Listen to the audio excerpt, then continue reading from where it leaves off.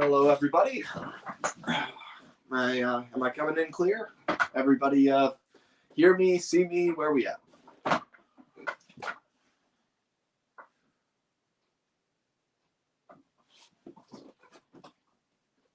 Boxhead Thomas says hi. Well, hello back. Let's see. Floating Vessels guy says hi, Lem Lem. Hello, Floating Vessels. I saw your 10 cents minutes ago. It is phenomenal. It's really, really good. It's like it's the first. Sounds really arrogant, but I think that might maybe the first time I've seen someone else's model that I think is better than one of the ones I made. I mean, it looks. I mean, I never got past the whole unzip, but the shape that you have captured there is better than the one I made. Like, it's so cool to see. Like, the splash rails are just a little bit thicker. The like curvature is different. Like the thing is a little bit taller. It's all perfect. I love it. So it's the coolest thing. I love seeing that stuff from people who aren't me. That's the best. And the more I do these streams, like the more people reach out to me and show me their stuff. And it's like I realize there's a lot of people making like awesome like replica stuff. It's really cool. Like I didn't used to see nearly as much of that stuff. And now like people are showing me what they can do, and it's just amazing. I love it. But anyway, so I was working on Hercules yesterday in the last few days, and he's enormous. And gotta say, he's a lot of fun. I love working on Hercules. So he's been my off project lately. However, this video is not about Hercules.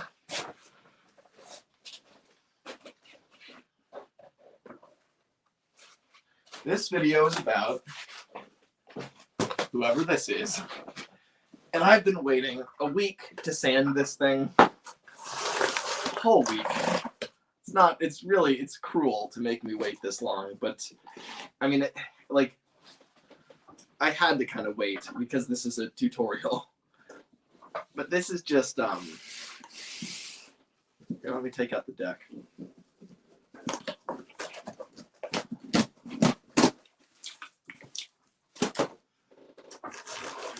I mean, I had to wait because it's a tutorial, right? And so I want to do as much as possible on screen, even if I'm just like sanding for 30 minutes and I'm not explaining anything. I thought, okay, well, I should probably do it all on camera anyway.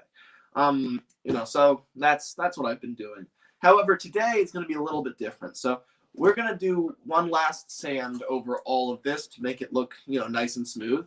And then we're probably going to spray it with Flex Seal.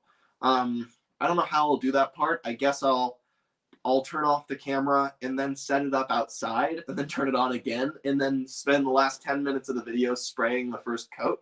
But that's the thing. It's like the Flex Seal thing is a lot of spraying and waiting, spraying and waiting.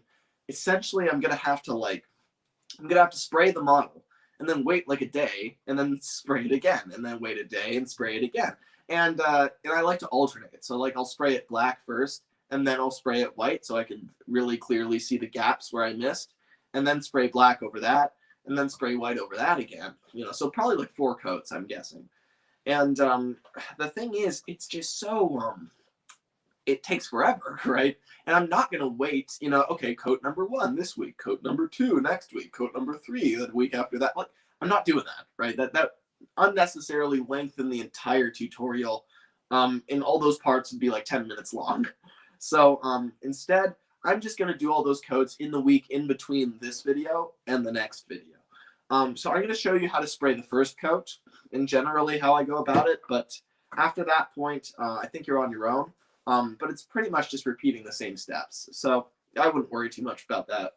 However, it'll be really fun next week because after we have the Flex Seal totally sprayed on, then we can finally work on the superstructure and stuff. Because we've been doing a lot of repetition the last few parts of the tutorial. We've been doing a lot of sanding. We've been doing a lot of puttying. We've been doing a lot of taping. We've basically been doing the same things over and over and over again. I think the most useful parts of the tutorial so far were probably the first 2 or 3. And now we are in a position where, we're getting close to more useful parts. So like making the superstructure, that's something that I can walk you through, that I can explain every step of the way. It's going to be, which is going to be really cool. It's going to be, I'm actually going to have something to tell you while I'm working on the model, rather than just, hey, put putty here. And that's it. And I just keep saying that over and over. So I can't wait until we get to the superstructure, because once we get to the superstructure, then we can get to the wheelhouse. And once we get to the wheelhouse, then we can get to the face and the eye mechanism. We are very close to that. We're like a week or two away from being able to do the face. I can't wait for that. That's the best. I love it. I don't know how I'm going to set up the camera for that, because sculpting a face, you have to be really close up. Maybe if I put it, I don't know. I'll figure it out eventually. But anyway, we got to start sanding this. So I think I'm going to put the camera in an opportune position for this. And I will point out, like, usually my models are very durable, so if you drop them, they will just flex. They'll bend. They won't break, right? Because it's cardboard. Thing is, though, when you put on this water putty, all of a sudden it has like a rigid layer around everything. So if you do drop it suddenly, it probably will shatter. Like, not shatter, but it'll probably flake off a bit, and it won't be good, right? And I wish that wasn't the case, but at the same time, I mean, there is a part of me that's like, well, that's cool, because that's how the real models are, right? The real models aren't as durable as what I make. They're more fragile. You drop them and they shatter. But they're also like more, they have a harder finish, and they're just overall heavier and kind of more. This feels more robust, even though really, this right here is way more robust than this is. So you get what I mean. It gives you the right vibe. Anyway, so let's set this up then.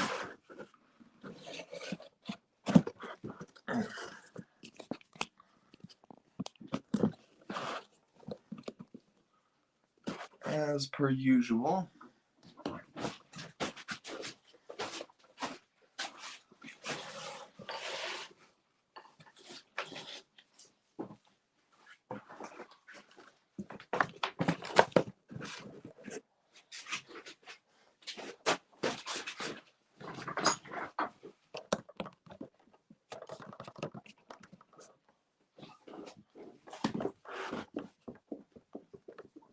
Let's see, what have people been saying?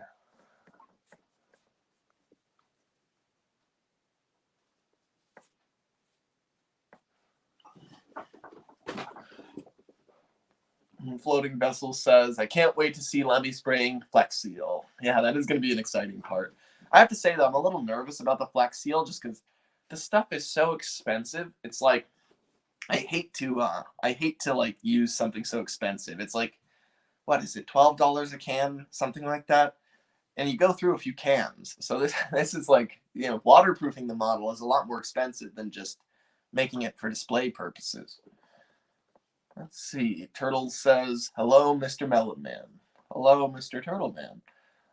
Yes, I can hear and see you, says Scarlo the Old Engine. Let's see. Okay, this is really far back. All right, let's move forward a bit.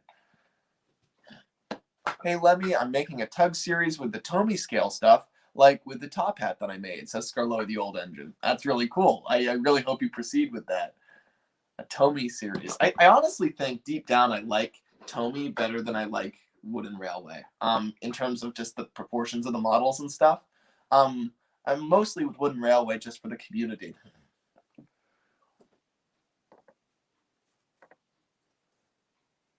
I do the face with a toilet paper roll on a piece of cardboard, says Scarlo the Old Engine. Interesting. Interesting. What do you mean by that? I do the face on a toilet paper roll. Is it really that big? Or is it about sculpting a face? What part is the toilet paper roll? I certainly didn't notice. Let's see.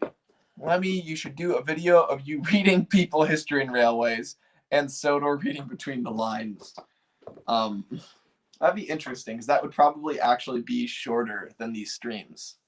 I could actually probably do that in like 5 hours. It probably wouldn't be that crazy.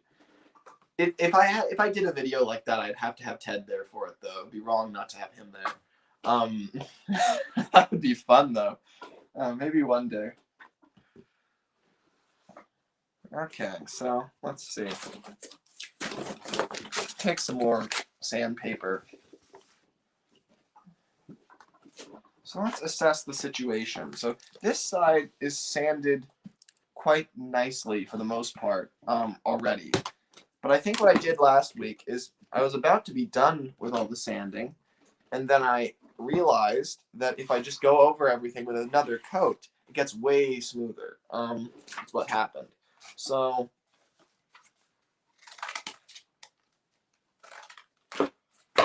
now when I sand this, it should be even smoother than I anticipated.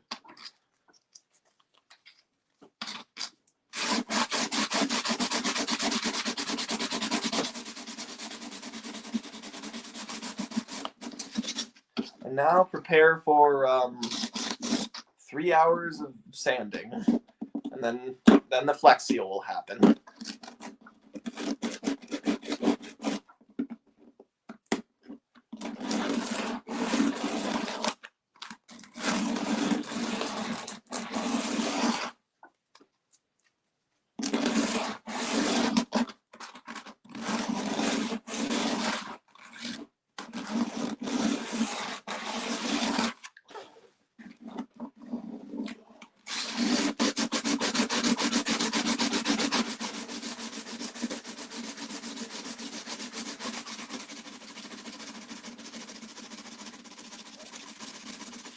I'm like going over the places where there are little bumps and blemishes really hard. So if you see me really like start pressing on something to an insane degree, that's why.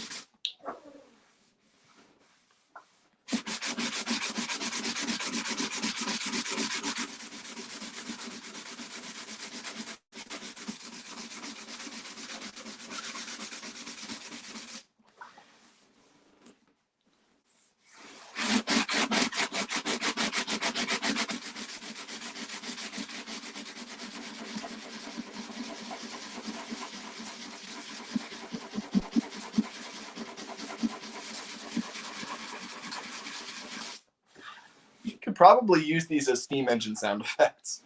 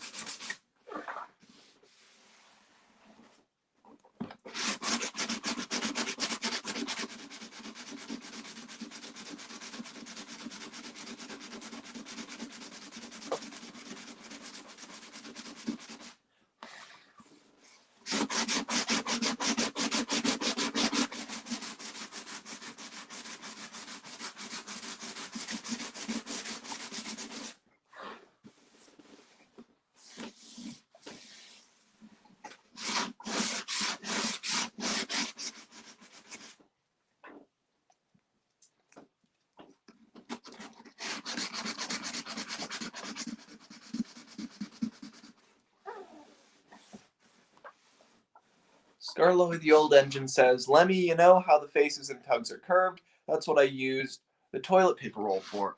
Like I figured, but like, does that go for Top Hat? Because I didn't think his head was big enough to work for a toilet paper roll. Or did you cut it and then roll it? Because if you did that, good on you.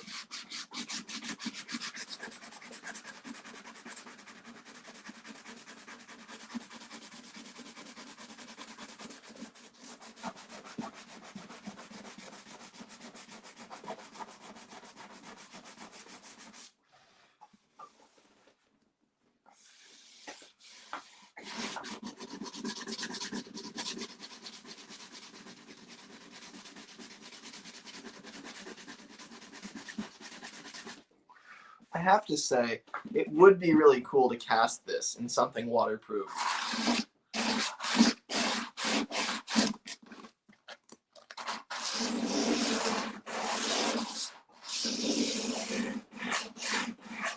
You know what I want to know? Who sculpted the hull, like for the tugs? Because, I mean, 7 of them share the same hull. I know that, like, there were 4 or 5 different model makers responsible for the harbor tugs that all share the hulls, but only one person could have been responsible for, like, actually shaping the mold. So I want to know who, because that person had the most influence over those 7 characters, essentially. So I wonder who that was.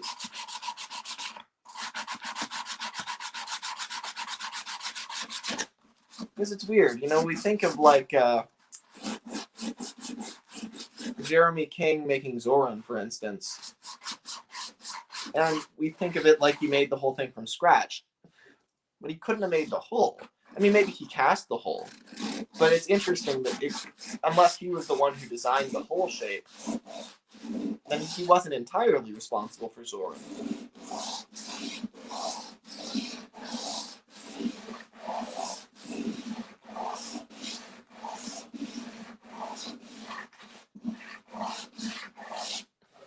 And that's interesting. It's like it was a team effort, you know. Even the models were collaborative.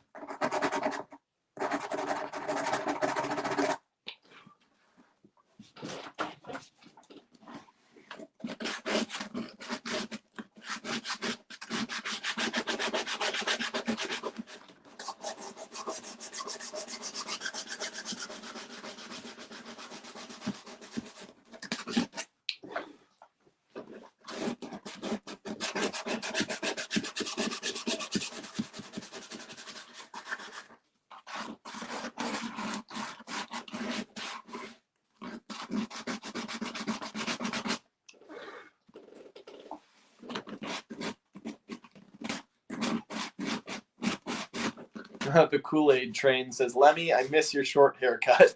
I certainly don't. Yeah, I look back in pictures and, like, I much prefer the longer hair. It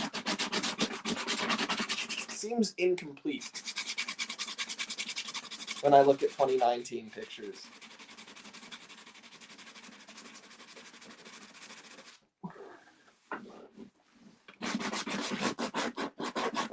Like when I made the original tutorial that you guys never saw, you know, the whole tutorial where I made Zip. In that tutorial, when I look back at that, my hair is like really short and a little bit frayed. Like it reminds me of, it looks like Rapunzel in Tangled after her hair gets cut. And it's like kind of like going every which way and it's like really short. That's what it reminds me of. Like it looks incomplete, like something's been removed. I have no problem with short hair, but for me personally, I kind of like the longer hair.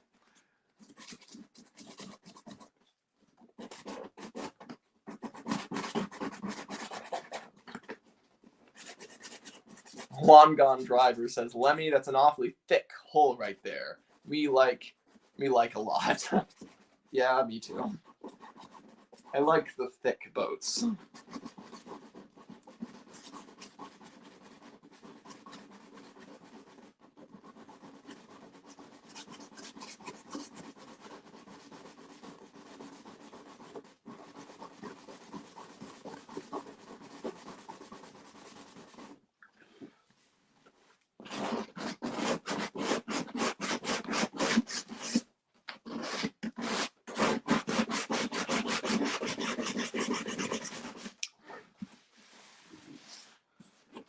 So already, I'm sure you can see a difference in the two sides. I haven't been sanding that one.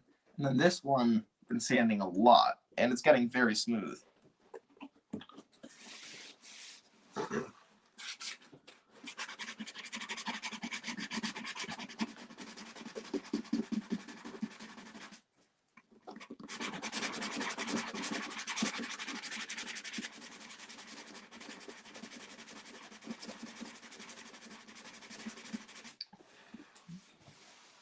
I really should turn on the fan and crack the window.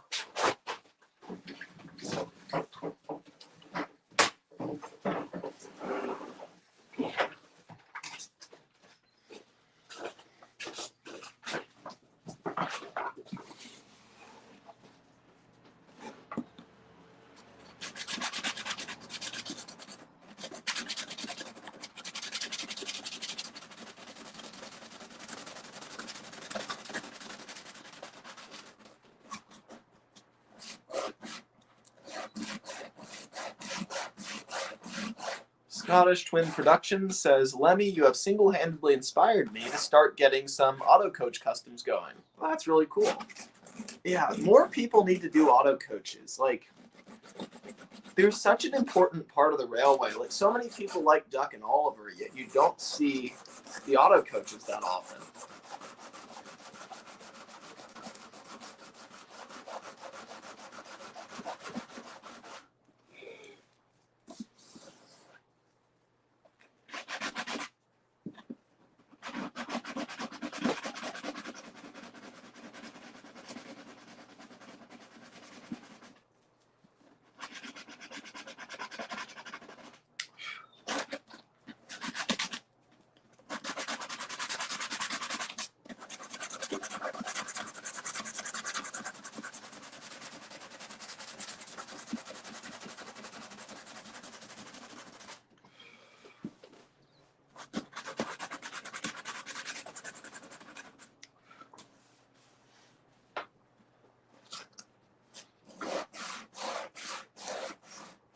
Scarlo, the old engine, says, Hey, Lemmy, have you seen my show scale top hat face?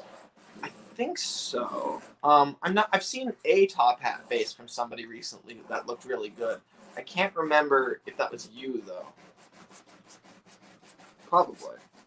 I'm sure it looks great. Guys, I must confess, I've been thinking about this a lot lately. Here, you all tell me what you think of this. So nowhere really in the title of these tutorials have I confirmed what tug this is going to be. And as you all know, if you've been watching for a while, I have been going back and forth on it a lot. And, generally I'm thinking it's going to be Zebedee, but I'm kind of starting to change my mind because I'm realizing I'm working on Hercules, who's over there, and he's really immense. and he's really getting along. Like, he's almost to the point where I can do the superstructure, which is amazing. He's actually to the exact same point pretty much that this model is. So Hercules is really close to having some progress done. And it occurs to me that I have two harbor tug holes, this one and the other one. And I could easily just turn one of them. I think I definitely want to turn one of them into Big Mac. I'm not sure which one. But I'm thinking, instead of making one of them Zebedee, if I were to make one of them Top Hat, then that would be really cool because, like, essentially, I would have 3 star tugs out of the 7 right out the gate, which I think would be really neat, wouldn't it? Like the idea of just like, because then I'm so much closer to completing a set, instead of making Zebedee. If I have Hercules, Zebedee, and Big Mac, okay, I have 1 Zed stack and 2 stars. But if I have Top Hat, Big Mac, and Hercules, that's 3 out of the 7 star tugs. That's pretty cool. I've also been, I know OJ is very high up on my list, and so is Sunshine. Those two, for like a few years now, I've really wanted to make. So I know those are high priorities as well. So that's 5 right there. That would be, in the future. And that would just leave 10 cents in Warrior. So, like, I'm so close. if I go down that road to having a full Starfleet. And I think that would actually be really cool. So I feel like it would be. I feel like it would be quite poetic if I were to turn this into Top Hat, especially because and it would also probably be a good move because, like, again, I don't want to be arrogant, but I feel like if I make a Top Hat, most people are going to see it and immediately think that the prop has been found, and that's the last thing I want. I don't want to get people's hopes up. But if I do an entire tutorial replica where I build the thing on screen, it is undeniable that I made the thing and that he hasn't been found. I'm also thinking, as a precaution, if I were to make a Top Hat, then I could put, instead of writing his name on the bow, I could put replica, just so that every picture I take of him, immediately people will be like, oh, okay. Like, so let's see, what are people saying?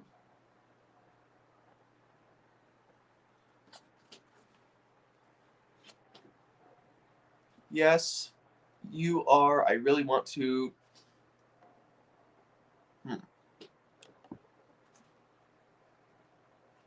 I'll send you a face from a resin mold. Well, I appreciate that, but I prefer to do things myself.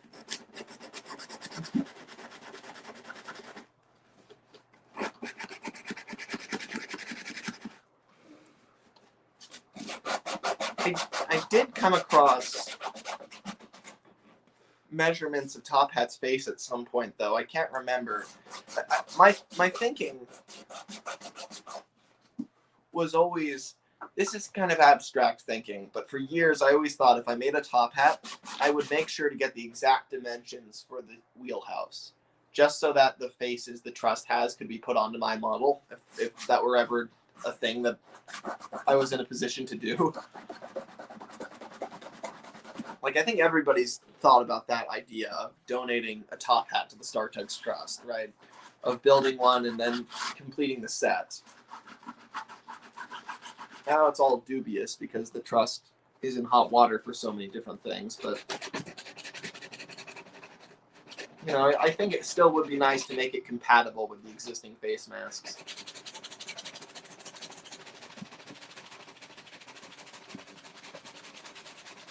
Lemmy, what do you think about a rivalry with the LMS and NWR? What do I think about? I mean, it's the case. You know, it's a major factor in the Railway's history in the Railway series. You know, I mean,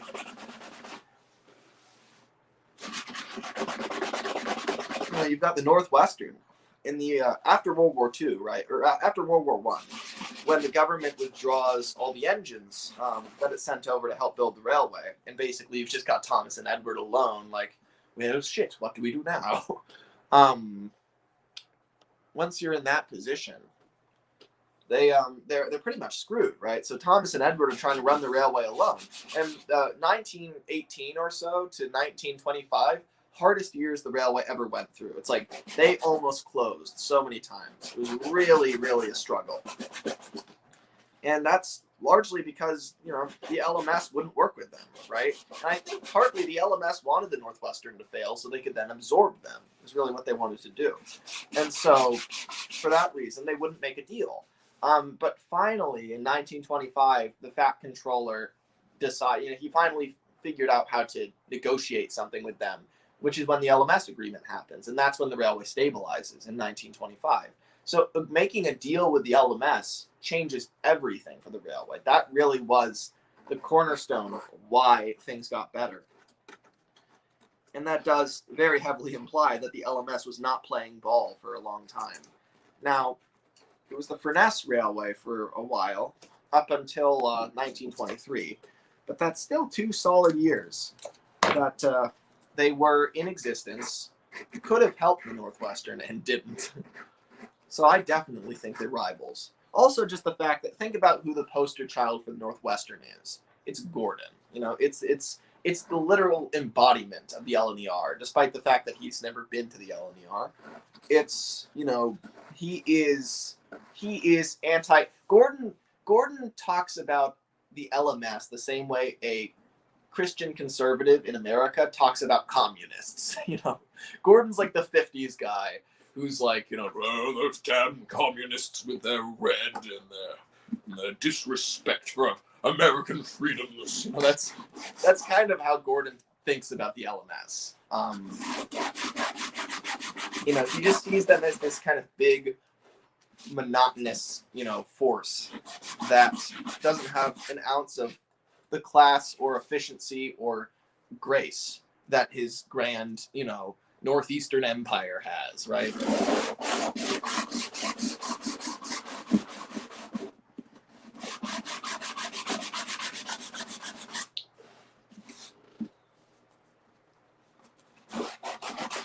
So yeah, the LMS and the Northwestern are definitely rivals. I've actually been writing a story recently, or trying to, that focuses around that. So I really want to do some stuff and some more Thomas stuff, but I'm still trying to figure out what era to put it in. Probably I think it would be interesting. What I've been writing lately is a story about nationalization. Not dieselization, but nationalization. So, like the 40s, like the 1948 to 1955, right? That period where there weren't really any diesels, not many anyway, but the railways were still nationalized. So, how do the engines feel, not about being replaced by diesels, but how do they feel about being part of a state-run railway? Does that bug them? Is that, do they get along well with that concept? And it would be really interesting because, the Sudrians are notoriously, adverse to, foreign powers coming in and trying to tell them what to do. So now imagine that the Northwestern Railway is nationalized and put under government control. I think they would hate it because now all of a sudden they answer to the crown. And it's like, they would probably resent that quite a lot. So it'd be very interesting. Certain regulations would be put in place. There'd be things that Gordon used to be able to do that now he can't because, they just, they put restrictions on his coal and water and how many, how much, what they can do with his paint work. And he's like, I hate all this government regulation. We didn't need all this before. Back during the war. Those were good years. He wouldn't say that. He would be like, we lived through a war for this. Really, this is the reward we've got. Ridiculous. So we lived through a war where we fight against a totalitarian power. And what do we get? A totalitarian power in charge of our island. It's not a totalitarian power, Gordon. It's the British government. They have our best interests at heart. No, please. If you hadn't been rebuilt yet, they'd probably send you for scrap, Henry. They wouldn't. Oh, they would. They just want efficiency. That's all they want. If you ask me, they're no better than the Nazis. Gordon, that's enough. You're going far too far with this. Am I, Edward? Am I? They're limiting my express runs. What? That's a big deal. Not compared to Nazis, it's not, Gordon. That sort of thing.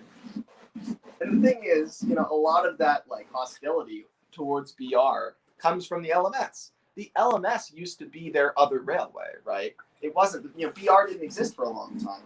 Once the LMS came into existence, that was kind of their first major rival, their first kind of larger big brother railway. To the east that kind of pushed things on them and tried to kind of get them to fall in line. And so the LMS, and also it's very powerful because BR is kind of the spiritual successor to the LMS. They took most of the designs from the LMS, the operating practices. The other big four railways were pretty pissed off that the LMS got so much say over what happened to the state of railways in Britain. And so it's basically, if LMS is the big bad guy for the Northwestern of the 20s and 30s, then the 40s and 50s are about the bad guy winning, finally getting the power that he wants, right? And it's very interesting. How does the Northwestern perform under the LMS's thumb? It's a very interesting story. So I'm writing something like that right now. I'd love to explore that further. Because God knows Gordon would hate it. And I tend to like stories which make Gordon angry. Floating Vessels says, when I sanded 10 cents, I went outside because my table and floor was all with dust and shit from Putty. That's very wise, Floating Vessels. Yeah, I mean, probably should do this outside.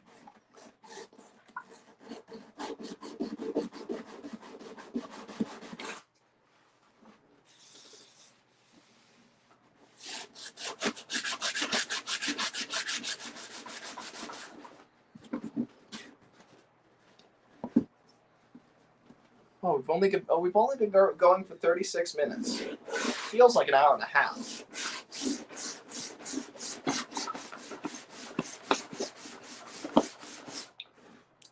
It's tiring work to sand this thing.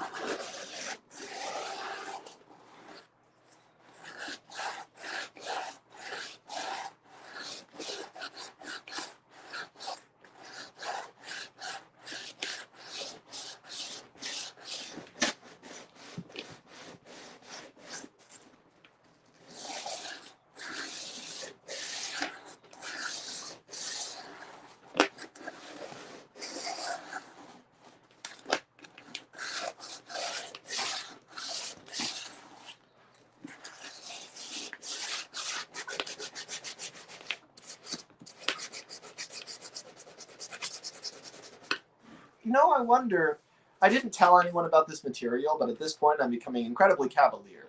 And I must say, I wonder if it would be a good idea to, before I spray this with Flex Seal, cover the entire thing with Mod Podge. Would that be a good idea? Because then it would create kind of a rubber coating between the model and the Flex Seal. Because what I really want to avoid is there being a leak in the Flex Seal that gets through to the water putty and just soaks it. Because that's what happened with Blue Nose. And he survived it fine, but he was never quite the same. Like, I put him in the water, then I took him out, and then, like, he was kind of, he was floppy, right? He didn't, like, he was, his hole still mostly had the same shape, but you could felt kind of under his belly, it kind of squished in a little bit. So I let him dry for several days, and he was, he turned out fine. He dried again and was still quite durable and rigid.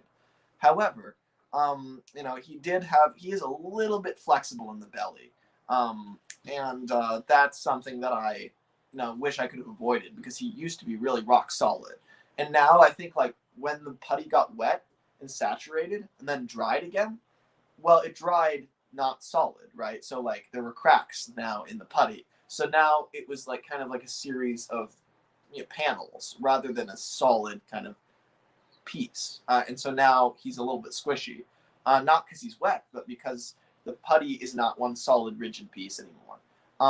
And so I would like to avoid that with this, because I love how rigid this feels. I would like to keep it that way. So I think if I cover it entirely with Mod Podge, then I totally spray it with Flex Seal, I think that might assure it for me. But you could just skip the Mod Podge step.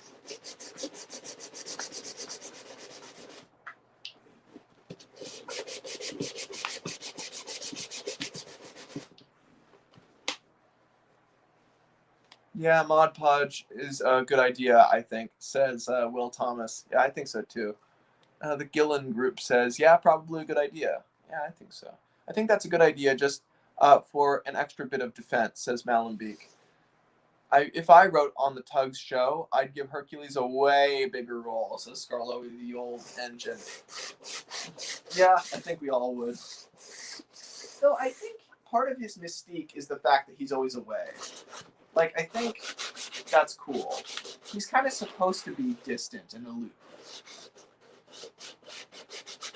Because he's the ocean-going Tug.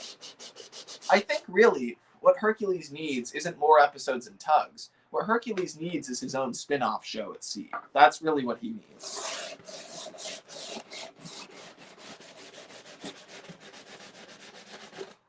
Because he's never going to be able to fully shine around the other stars, right? His most interesting adventures we definitely have not seen.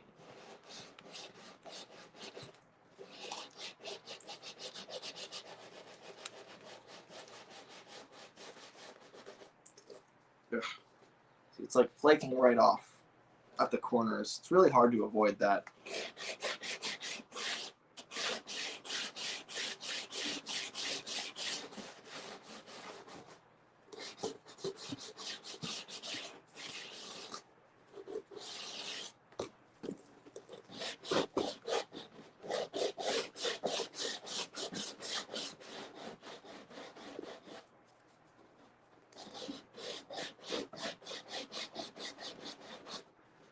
I do kind of like the idea of following a trend with the models I make, in that they are all the ones that we don't have access to anymore.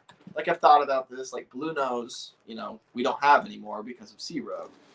And, I've wanted to make OJ for a really long time. I could make him in yellow rather than white. And if I made Top Hat, that would really go along with that trend of characters that are kind of lost.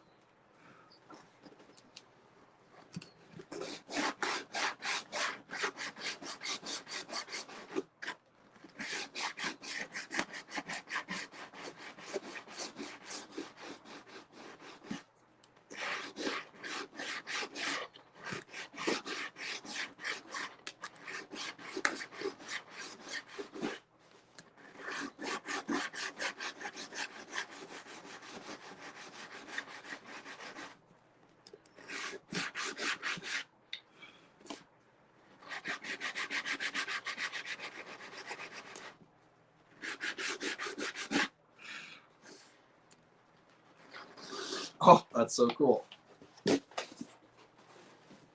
Look at that top splash rail. Isn't that smooth? Like, compared to the bottom one?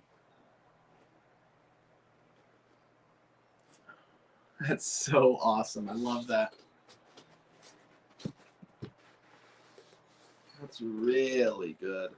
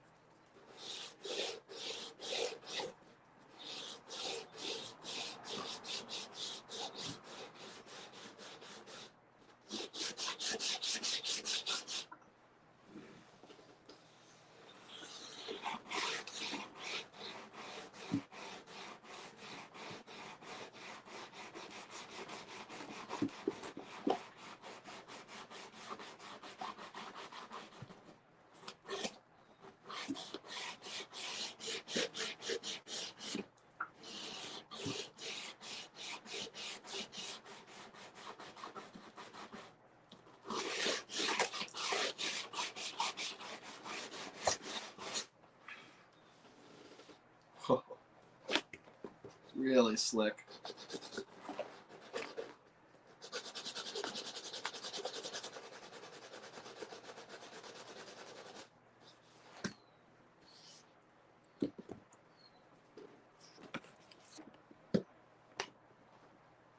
Scrapyard Studios asks, Lemmy, do you do you ever watch your videos or streams sometimes? I watch my videos sometimes. My streams are boring as hell. I mean, they're very poorly put together. I'm not going to sit there and watch 6 hours of myself rambling on about something that I already know. Maybe for other people that's entertaining, but not for me. But my videos, because the thing is, I'm not proud of my streams. I'm not ashamed of them, but I'm not proud of them. They're just like this right here is just my attempt to get information across to the audience in a very clumsy way. But I wouldn't really look back on this and think, oh, wow, that's an amazing thing I did. The model I'd look at that way, but not the video. The video's a mess. However, if it was like my series, yeah, I'll watch my series because it's very polished, right? I put a lot of time into that and made it something worth watching. Whereas this, I would never watch this because I know how to do this already, right? I would never stomach the horrible production quality if it didn't mean learning how to do it myself. That's the thing. These streams, from my perspective, they're boring. They're like a class, right? You take a class not because you enjoy it, but because you want to learn. You want to get the information. And so they don't really have a responsibility to be entertaining because they just have a responsibility to be informative. It's nice that they're entertaining, but few teachers have the energy for that. I certainly don't.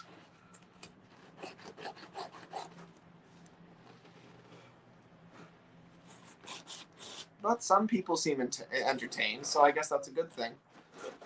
But I wouldn't be, I don't think.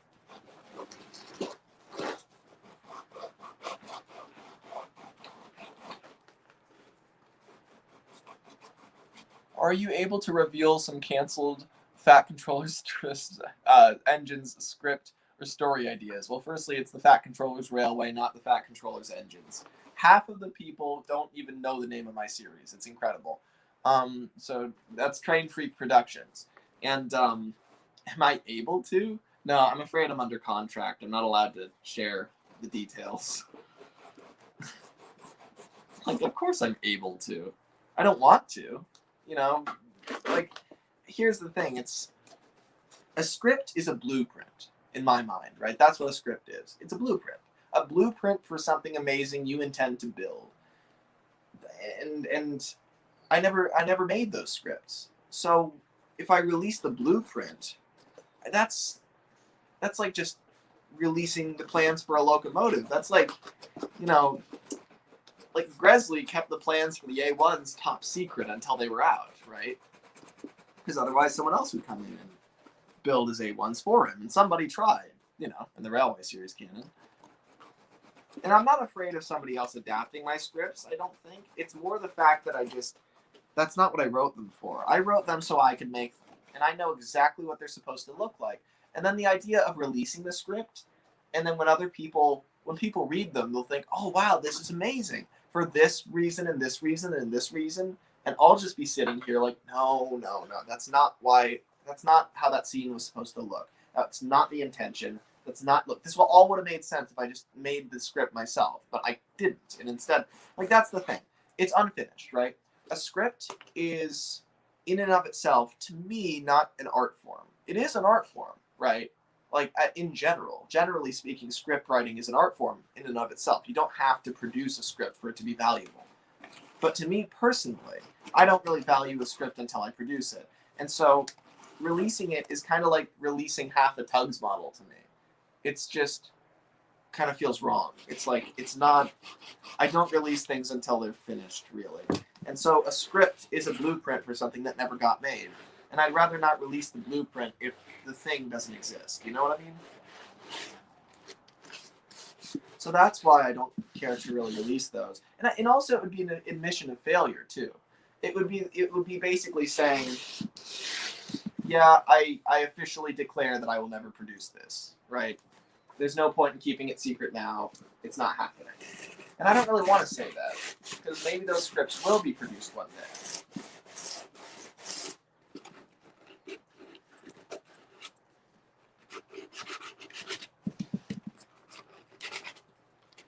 Maybe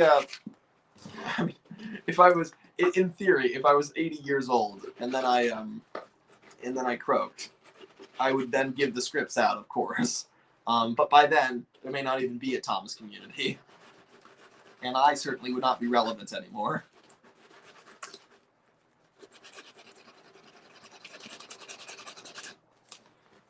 But yeah, like, it's mainly because I have the hope that I'm going to produce those things one day.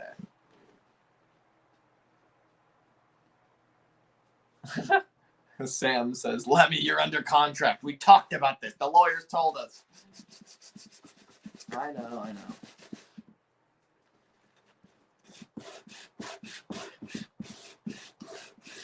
Thanks for kinda answering my question, says Train Freak Productions.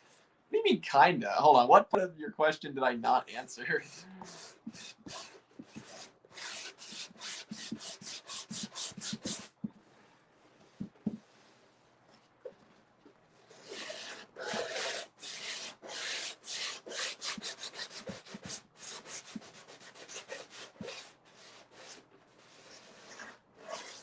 Look at what I'm doing here. I'm like kind of taking it and making it like a curve, and then I'm kind of curving it along there like that.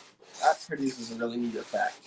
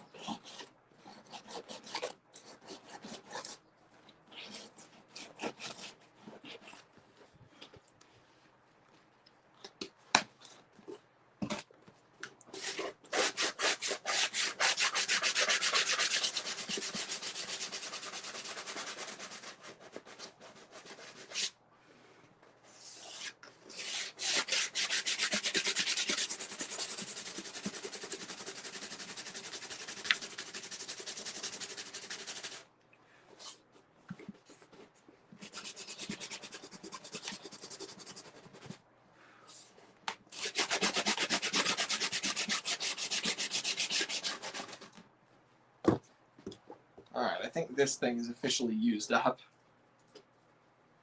Well, actually, if I fold it over on itself, I could probably get some more use out of it. There we go.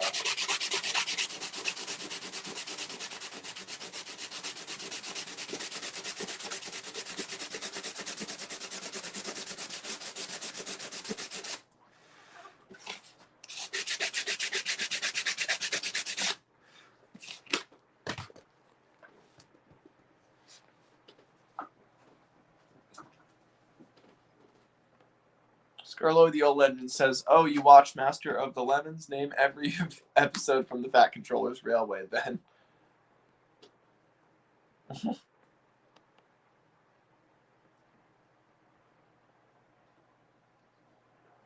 Let's see.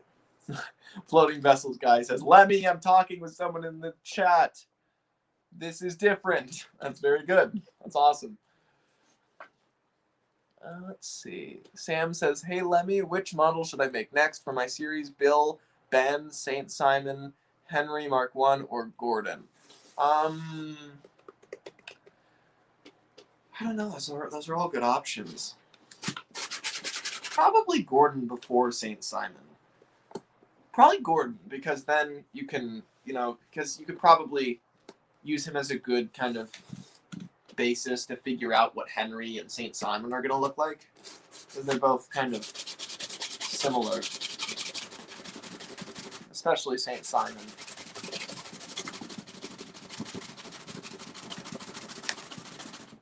Like, before I make something, I tend to try and start with the thing that's going to define everything.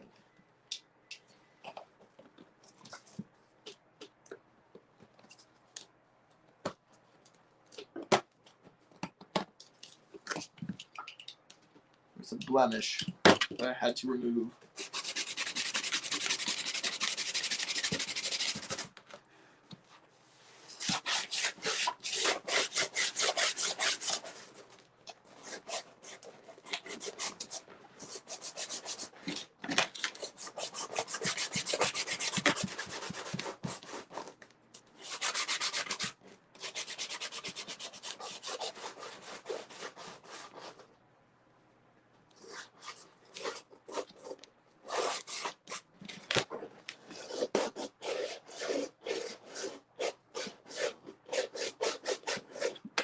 The way the camera's wobbling right now reminds me of the way the tugs wobble. Like, don't you just love that? When they bump into each other, they don't, like, bob. Instead, they, like, rock from side to side as if their center of gravity is, like, a foot below them. Because it is, because they're on a trolley. Like, I love that.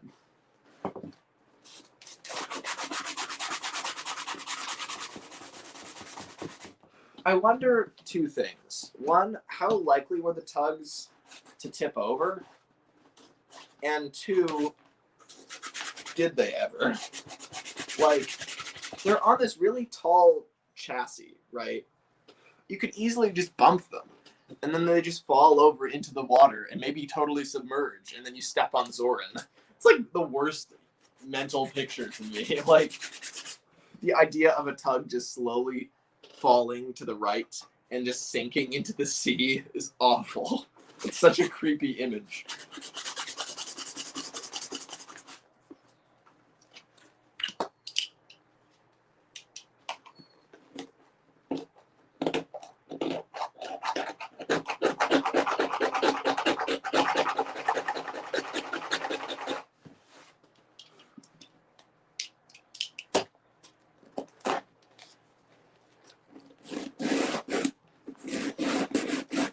I will say, it's probably better to sand this the day after you putty it. I waited a week, for video purposes, but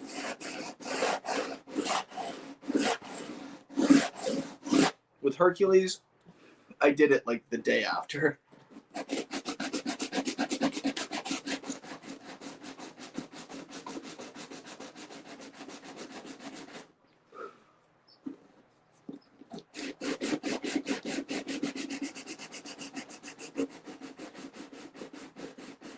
Can we all agree Hank is an S-160? By the way, Lemmy, they were clamped down, plus they couldn't float. It was just seen as easier to film with troll. Sam, are you kidding me? Are you trying to tell me that the tugs didn't float? I think I've known that since before you were born. No, just barely. I think you were maybe 2 or 3 when I first learned that.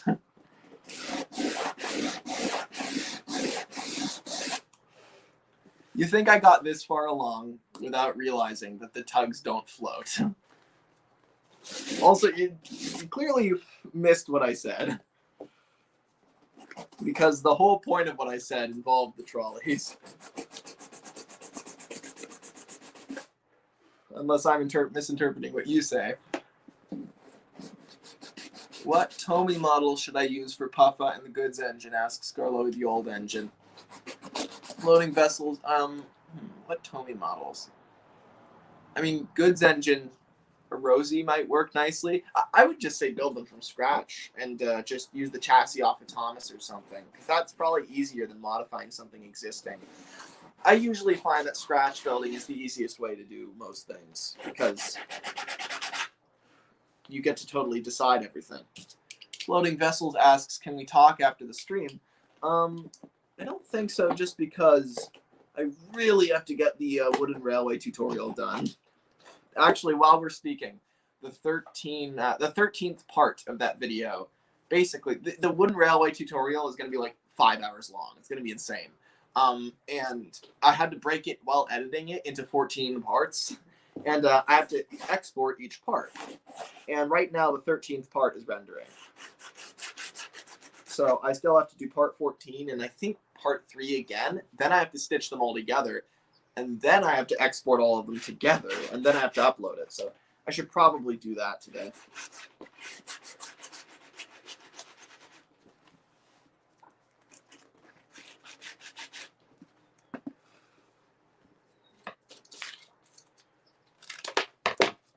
I'm officially saying goodbye to our trusty friend, the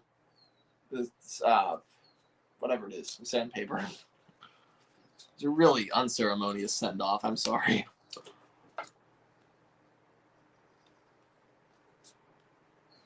Will Thomas says, I love the Tugs episode you wrote for Turtles Turtles. Thanks, Will. I appreciate it. Yeah, I was really proud of that one. Because I think, if you guys, I'm sure a lot of you guys, and when I say you guys, I mean gender non-specific. I mean just people in general. There may be girls here, I don't know. Or non-binary people. But the thing is, you guys, I have talked a lot about my opinions about characters in these streams, and you probably recognized a few of my thoughts on 10 Cents and Sunshine in that story, and I'm really proud of what did I call it? Con job. I'm really proud of that because I think it really reflects my beliefs on 10 Cents and Sunshine as characters and how they clash with each other. It's a really good story, I think. I'm very proud of it. So I hope people enjoyed it.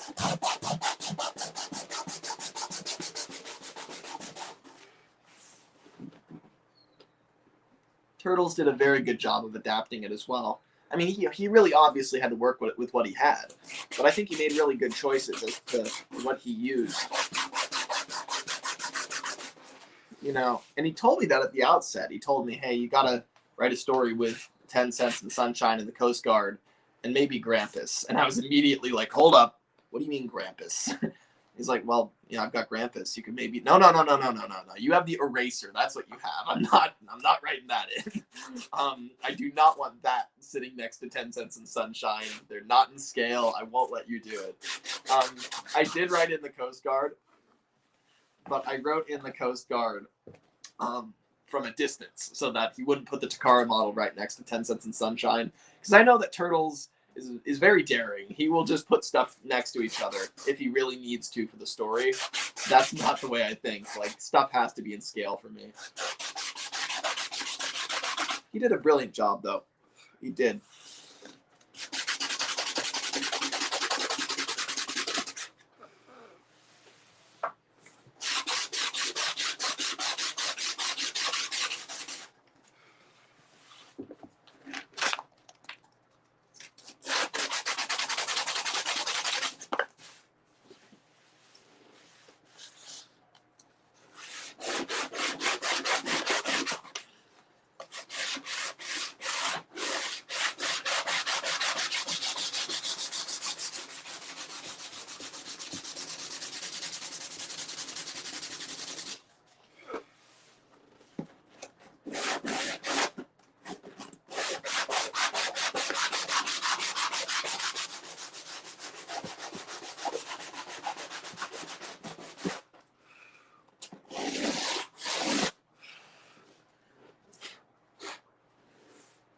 I've been thinking the last few days.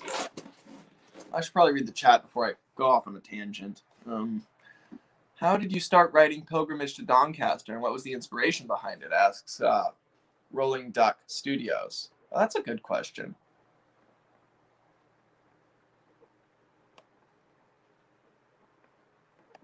Let's see.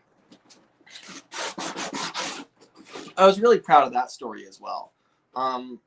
So that was another one. So Turtles came to me and specifically asked me to write a Gordon story. I mean, he gave me freedom. He said, you can write really anything you want for me. However, I have a few characters in mind I would really like you to include.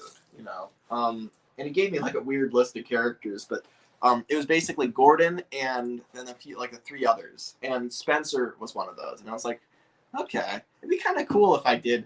It's like Pilgrimage to Doncaster ended up almost kind of being a spiritual successor to Pacifics, which is kind of cool. And it was nice to give Turtles a story like that because he did spotlight me back when I first made Pacifics. And it's I don't. It's interesting because it's not like I needed spotlighting. And it's not like I really cared too much about getting a bunch of viewers. So it's not like, you know, I'm grateful to him for giving me my first big break, because I'm not, right? That's, you know, that's not something I really value. But I'm grateful to him for the fact that he personally valued my series so much that he was willing to shout it out. Not so much that it's not the shout out that I appreciated. It was the fact that he felt like shouting it out. It was the fact that he liked it so much. That's really what touched me so deeply. And so Pacifics will always have kind of a connection to Turtles in my mind because of that. And so I think it's really cool that Pilgrimage was essentially me capping that off, kind of repaying the favor by writing him a Gordon and Spencer story that kind of pays homage. And you know, it's interesting that he asked me to, you know, write for Gordon and Spencer, so I did.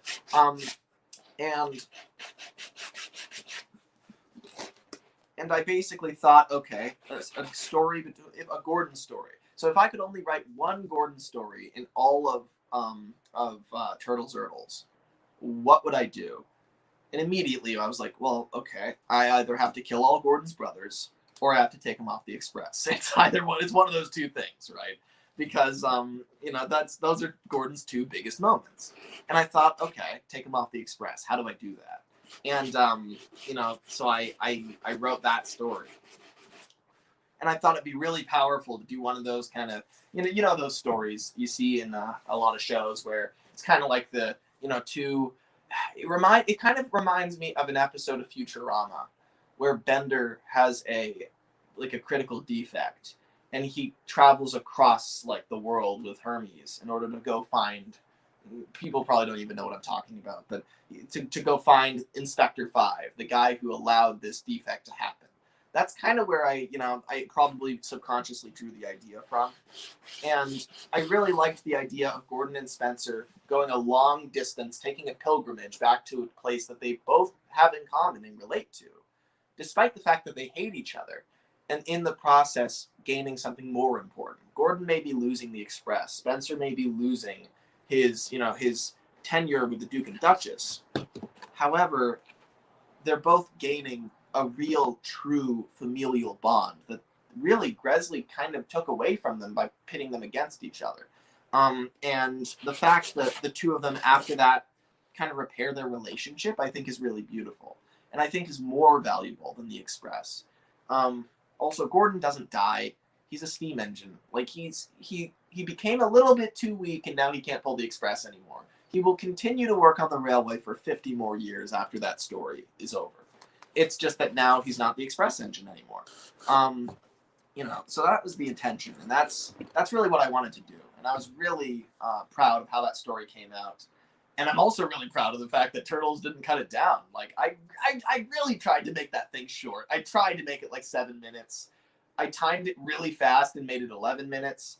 And I think what was the total time? Like 14 minutes, something like that. But it was so cool and so touching that Turtles, actually just produced the whole thing, in its entirety without cutting it down, because he could have, and he didn't. And also the fact that he did a music video for it was amazing. Like, I didn't know, he didn't tell me about that. I had no clue that was coming. So, I was really touched, and that was a real blast to write that. But yeah, it's mainly been that Turtles, he came to me asking me to write stories with a few parameters in mind, but he basically let me run wild with it. And so that's what I did. But I am grateful to him because those are probably the only stories that have gotten out from me in quite some time. And that's just because I can't really... it's easy for me to write for other people. Very, very easy. Because it's for them, right? It's their standards in play. If they think it's great, it doesn't really matter what I think. But if it's for me, I have these really ridiculous standards where I'm like, oh, it has to be able to do this and this and this. And it needs all these models and, Like, if I had been doing it, I would have built, like, a full Doncaster works, right? I wouldn't have done one little open air shed, right? And that's the thing. Is like, that's something that, like, I never would have done. But that's exactly why Turtles can make episodes consistently, is because he makes compromises like that. And I respect that. And I'm grateful for it as well, because it's the reason my story got out there.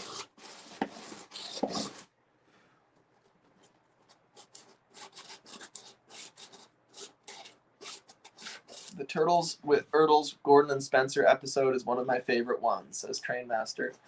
Let's see. Lemmy, I just had a thought. How the hell am I going to make miniature engines in my series? Says Insane Edward. We'll make a different scale.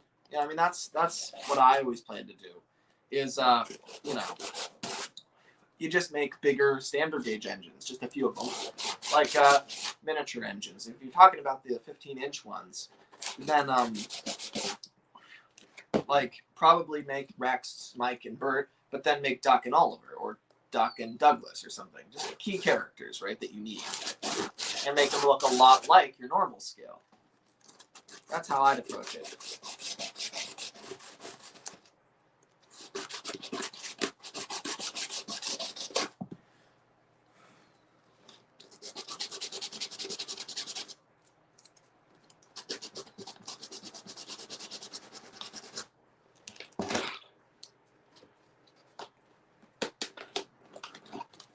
I'm going to develop so many calluses as a result of this. It is weird to me that I don't know who this is going to be. I feel like I should know by now. I don't think I want it to be Zebedee. I will say. I think I've grown past that idea. I kind of look at it and think Big Mac. I know I already made a Big Mac, but this one would be such a much better Big Mac. It really would. So clean shaven. Too clean shaven to be Big Mac, I think. I'm not getting a top hat vibe off of it either. Maybe, I'm not sure. I do say, where is the rest of my body? Does anybody know? I saw it over by the old key. Oh, yes, of course you did, dummy. Does anyone have a serious answer to this serious problem? No, I thought as much. You know, one of my favorite images on the whole internet is, I think this is a year or two into the TUGS Trust's tenure. I think this was on Facebook. Somebody from the trust posted a picture of Top Hat's face, you know, like kind of his annoyed expression, right? And they put like a white slip of paper behind it with black pupils, so he actually had eyes again, right? And that was so exciting to me. And it had a caption. I think this was around Christmas time, and the caption was, "Top Hat, what do you want for Christmas?" And Top Hat's response was, "Well, the rest of my body would be nice." And that was so nice and therapeutic to read, because it reframed everything. No, we're not missing Top Hat and only have the faces. We have Top Hat. He's right here. He's just pissed off that he doesn't have his body. And that's so nice, because he's not gone. He's a character. He transcends a model. Top Hat's been here the whole time. They all have, right? And just because his model is missing doesn't mean he is. He's here with us in spirit. You know, he is just as real as all the other characters are. And that was really nice to read. And I think it really impacted the way that I look at TUGS and the way that I look at characters in general, really. And it seems like just a silly little quote tweet, right? But it was more than that, because it was so sad that we didn't have Top Hat. And then to read that, I realized that through sheer fiction, right? Sheer creativity, you can make someone, you can bring them back from the dead. You can do that. And yeah, that's the case with any fictional character. They transcend a physical form. You can make them again, right? And I think deep down, that's why I'm okay with, if bad things happen to the actual models with the trust, I'm okay with it. Because the models, you know, I mean, I don't want it to happen, obviously, but if bad things happen to the models, they may be gone, but we can rebuild them. The important thing, the valuable thing, is the characters. That's what transcends everything, and that cannot be destroyed by anybody. It's impossible. They're an idea, a concept. and they will endure throughout everything because that's how ideas and concepts work. And it's the same thing with Top Hat. His model may be smashed in a dump somewhere, but that isn't him. That is a manifestation of him. And we can create new manifestations. We can.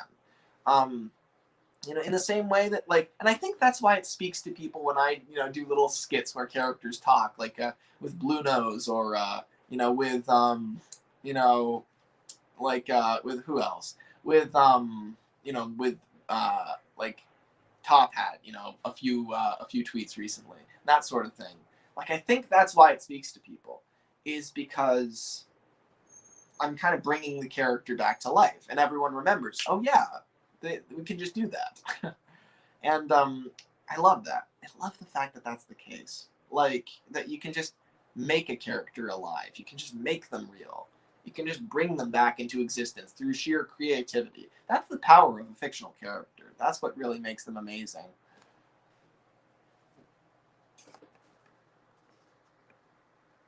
The face is the core part, says Will Thomas. Yeah, it really is. I was Floating Vessel says, never knew that Lemmy was into daylight robbery, did you?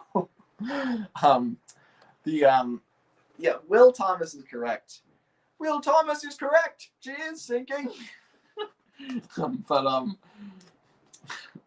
But I think that's very true. I was thinking about this the other day.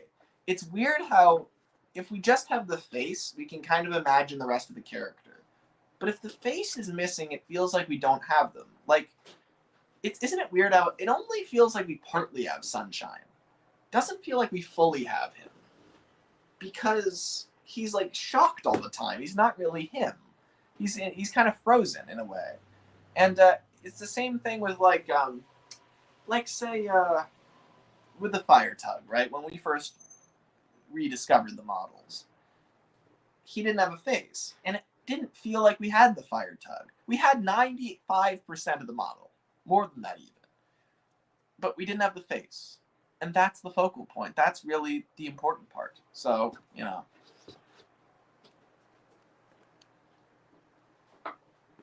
imagine if Thomas Tank merch somehow got Top Hat's body and showed it off for Christmas 2021. That's Scottish Twin Productions. That would be dangerous. Because they'd probably have a war with the Star Tugs Trust. I mean, I doubt Ricky and Lewis would incite that war.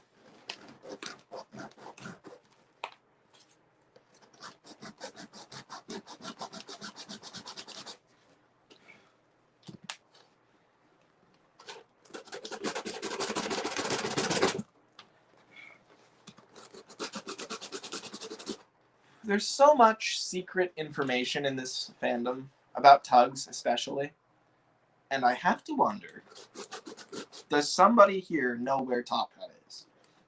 Are we all clueless, or are most of us clueless? That's what I wonder. I like to believe that some guy just has Top Hat in his attic without realizing it. Without realizing what he has. But it could be more nefarious than that. Maybe that guy is a Tugs fan.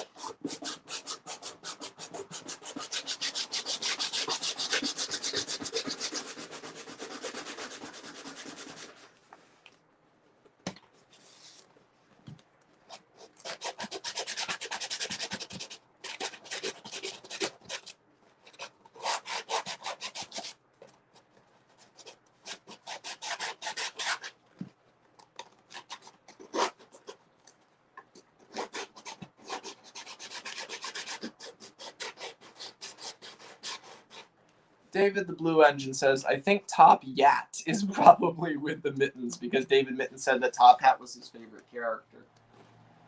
I've thought about that. That might be, but I don't know. In an interview with, I think this was the Chris Tolich interview. I think Chris Tolich specifically said, I think maybe this was one of the ones on SIF, but a question in that interview was, would you have taken anything from the set? Like, did you take anything as a souvenir? And the answer was, no, none of us would have taken anything. We were all expecting, a second season. So we kept everything in storage. Besides, everything was pretty mildewy after all that time. So the point being, it seems like the general idea was to keep everything there. And it's shocking how long it stayed, apparently until David Mitten's death in 2008. It makes you wonder if they would have actually restarted the show that late.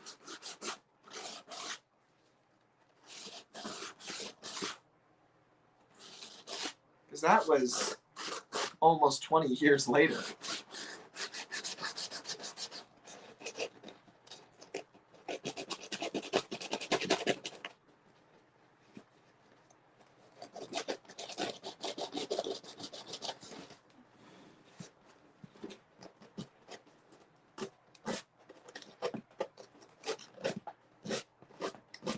That's what kills me. It's not like everything was trashed in 1992. It was 2008. Jesus. In hindsight, it kind of makes sense that so much has survived because the community existed by then. You had time to catch up.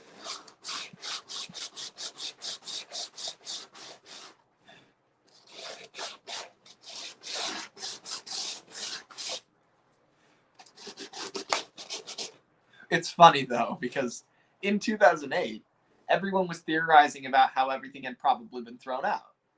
When really, at that very moment, as people were typing away in comment sections, things were being thrown out.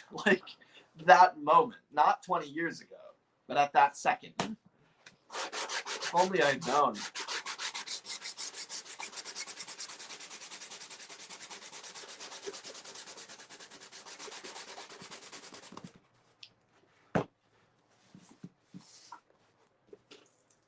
Wow, I've already sanded this side. I'm really not paying attention to what I have and haven't done.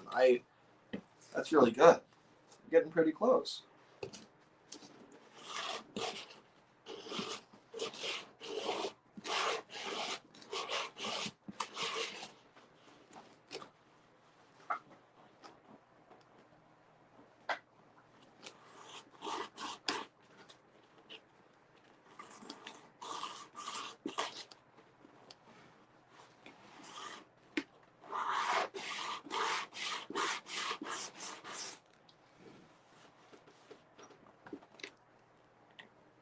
I do get kind of emotional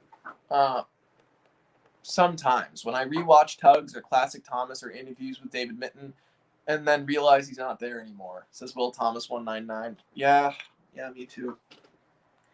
Because, it sucks because he was the driving force for so much of it.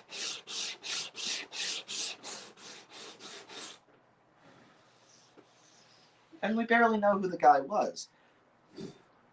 That's the tragedy. Funny thing is, if he was still alive, I bet everybody would be canceling him or something. It's easy to hate somebody when they're alive. But when they're dead, not so much. I've heard people bag on Brit a lot.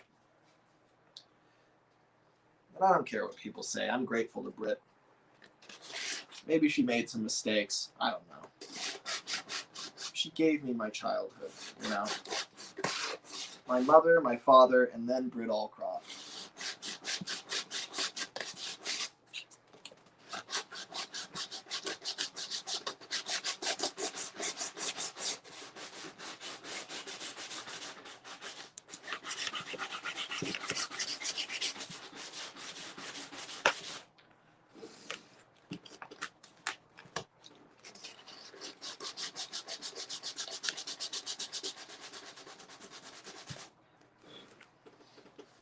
That's looking very cool, I have to say.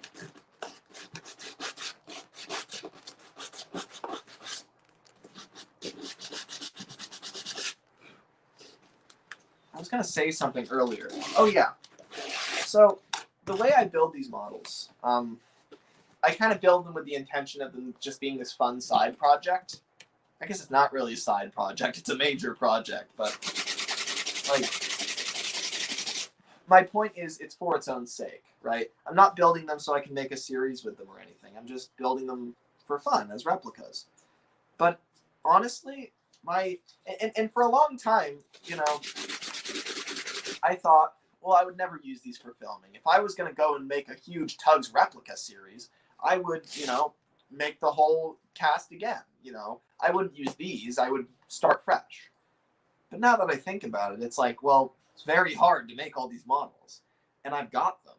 And, you know, maybe one day if I want to do a big replica series, the right thing to do is to bring in a bunch of people to one location, and I take the models I already have, and they take the models they have, and we use them for that production.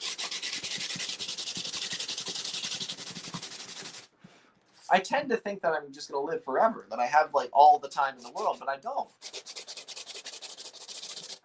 You know, it's been a full year since I made Blue Nose. I mean, so if that's the case, if that's my rate, one replica a year, well, how many years do I have left? Well, let's give us the good old-fashioned David Mitton date. He died when he was 69. So, let's see. That means I have, let's say, 47 years left. All right, in 47 years, so basically 47 more models. That's not a lot. That's probably the main fleets, but still, that's, you know, a lot of work. It probably makes more sense to use what I have. I'm spending all this time. I might as well use these rather than starting fresh. So I think it could be cool one day to do that, to bring together all the models that everybody's built. I used to be very against that idea. I thought it was kind of gross, like, oh, we're going to all make replicas, and none, you know, they're not going to be perfect, and then we're going to come together, and, you know. But honestly, that's what I want to do with TUGS Wooden Railway. And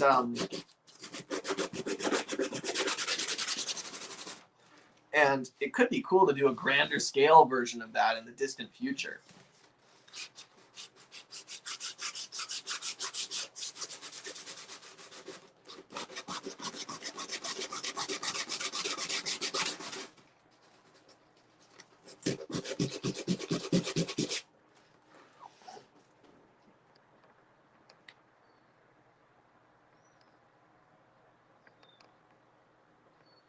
How long is show top hat? Asks Scarlo the Old Engine. Same length as all the other harbor tugs. He's a railway tug, but he's shaped like a harbor tug. Big Mac Warrior top hat, Zoran, Zebedee, Zach, and Fire Tug are all 28 inches long and roughly 8.5 inches wide.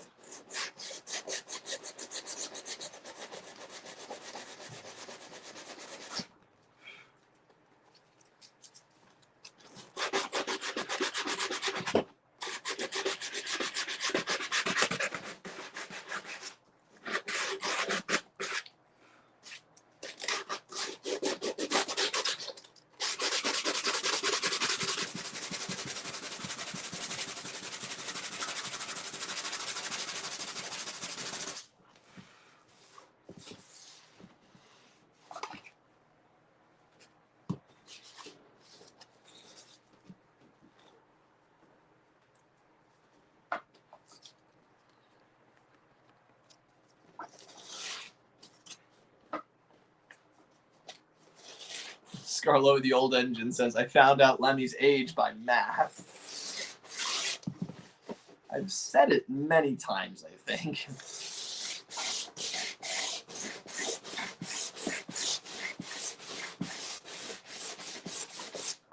Good job with the math, though.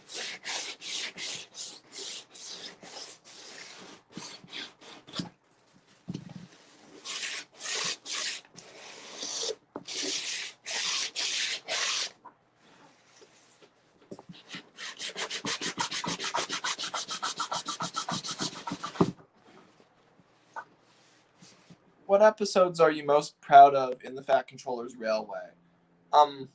The first 4 are pretty good.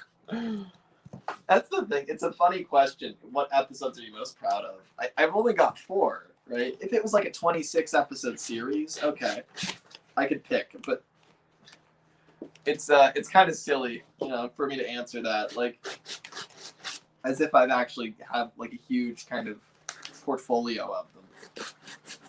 But I do have favorites. That being said, probably I think Assumptions is my favorite. And then after that, probably Pacifics or Old Souls.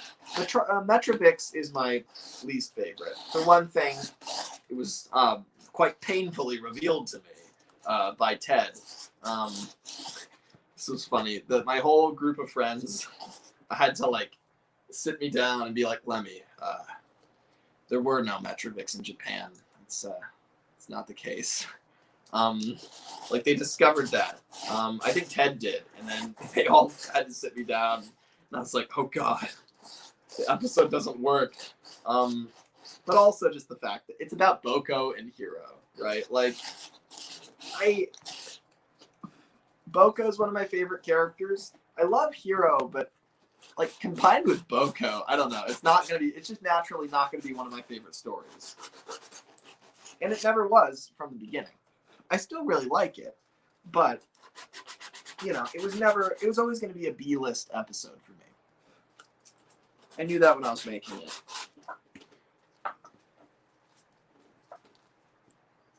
Lemmy, what do you think of Shaun the Sheep? I don't know, floating vessels guy. I know the theme. That's about it. I haven't really watched much of it. When I was younger, I think I watched some of it.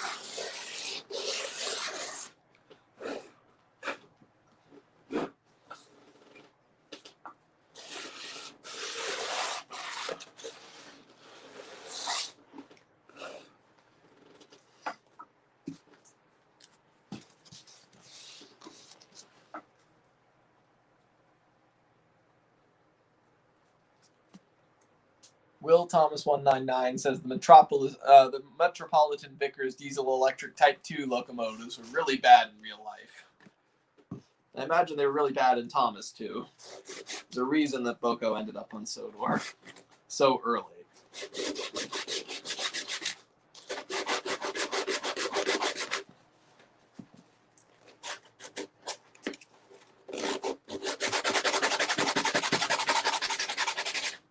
I think that's where his humility probably comes from. The reason Boko's so nice to the steam engines is because he's not this, perfect specimen either. The diesels probably treat him a lot like they treat steam engines.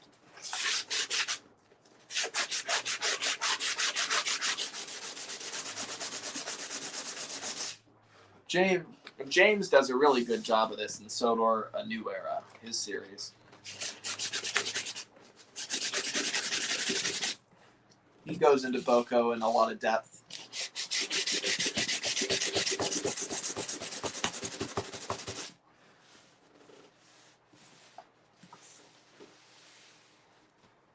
In your opinion, what is the least bad new series episode?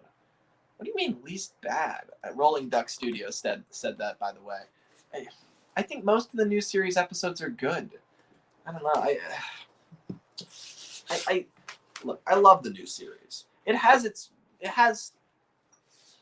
bad moments, right? It has the Skarloey and Rheneas episodes are usually pretty bad.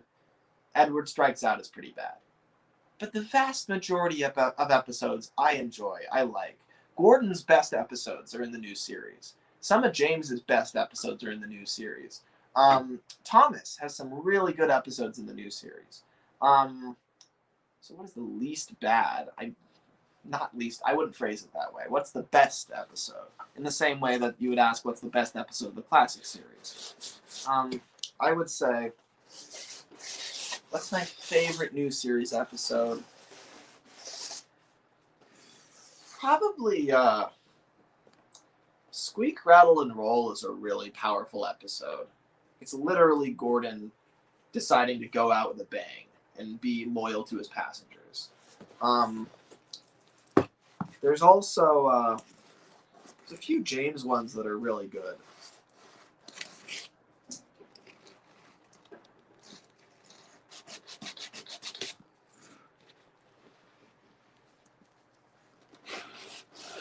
I mean, like, any episode that a new character shows up in is amazing. Heave Ho Thomas, Cool Truckings. I like Don't Be Silly Billy. I know everyone finds Billy annoying. Well, I'll have news for you. Billy won. He got your goat. He annoyed you. That was the whole point, right? I'm not annoyed by Billy. I mean, I know he's annoying to the characters in the episode. Hector the Hard is amazing.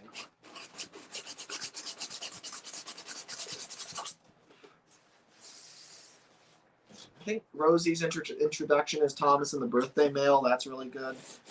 I love Molly's special. That's amazing.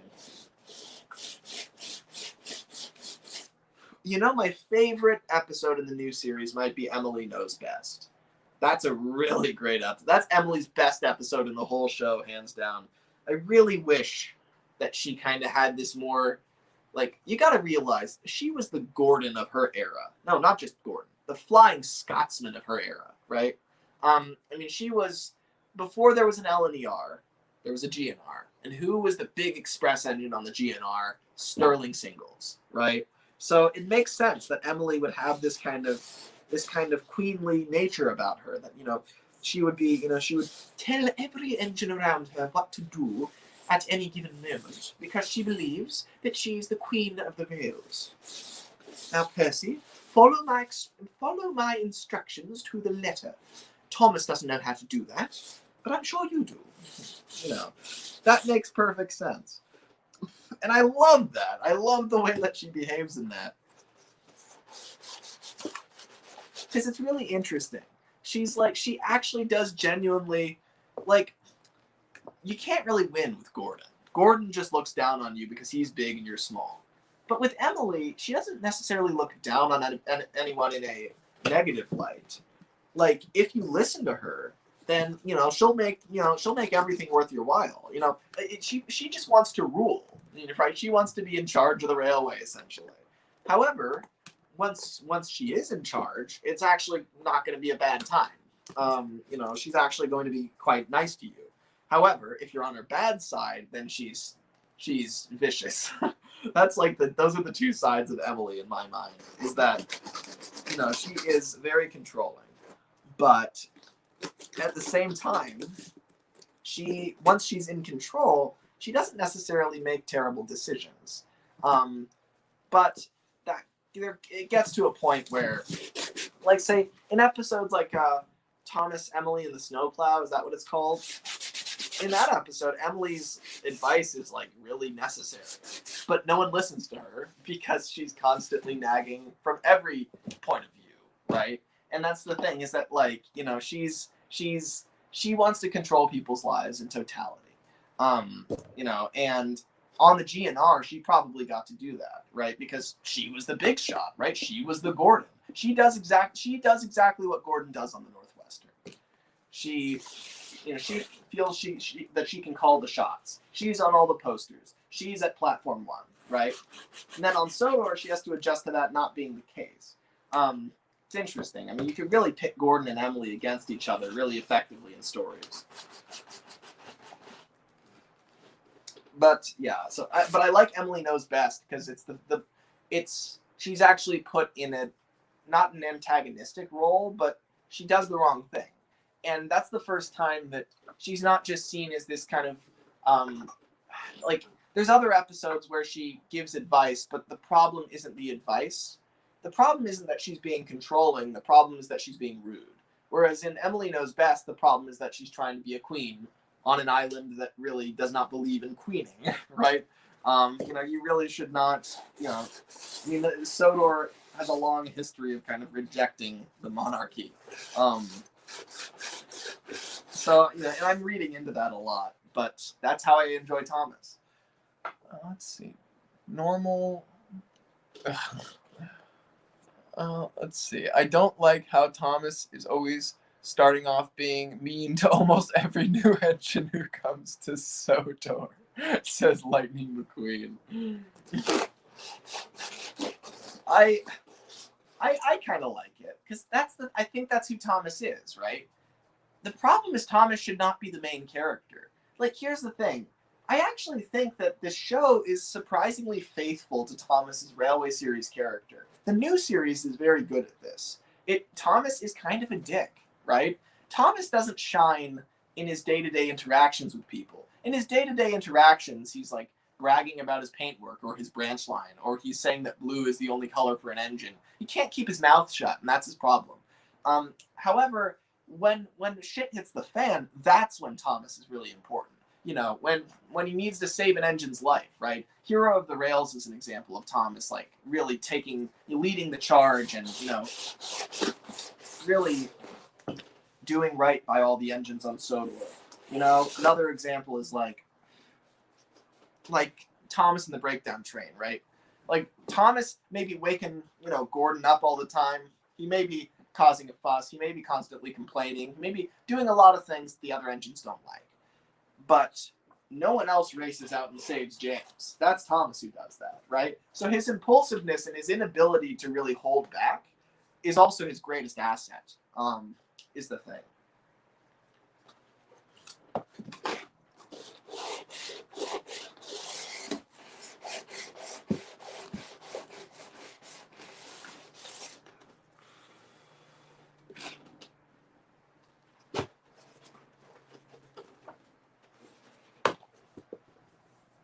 And so, you know, I kind of like the fact that socially he's not the best. You know, he doesn't make the best decisions. You know, sometimes he can be quite tone deaf. Thomas doesn't have any tact. Thomas reminds me a bit of Winston Churchill. And I know there's a lot of controversy around Winston Churchill, but he reminds me of him in the sense that, you know, he's blunt, he has integrity, he sticks, you know, he knows what he believes and he fights for it. But also, you know, won't keep his mouth shut. He keeps blabbing off about India. He really shouldn't, you know. But that's the thing. Churchill was kind of a laughingstock back when he was in the political wilderness, you know, outside of Parliament. However, once he was in Parliament and the war was in full swing, he was leading Britain, right? And that's Thomas, right? It's Solomon would love this. If Solomon is here right now, he's having a ball. But like that's really the case with Thomas. He speaks his mind way too readily, and he also just is driven by emotion and passion. And so naturally, when he sees, like say when Neville arrives and he hears, Neville laughing with the diesel engines, of course he gets alarmed, right? Doesn't really think. If Edward were in that position, he'd make a totally different decision. You know who should really be the main character of the show is Percy. Percy should be the main character. He's enthusiastic, he's excited, he's friends with everybody. It should be Percy and friends. Percy's the one with all the friends. He's got friends on the other railway that he talks to. He's got friends all over the island. He can have a fun, cheerful conversation with Henry and with Thomas. Big engine and a tank engine and a diesel engine and mail coaches and trucks, and he's good. He's on great terms with everybody. Percy should have been the main character. Thomas is kind of like the annoyed older brother who's like, "Go away, Percy, I'm busy." Right? That's Thomas. That's who he is.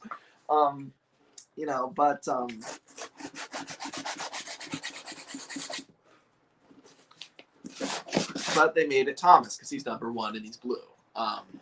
Which is a shame, I think, because Percy would have made way more sense.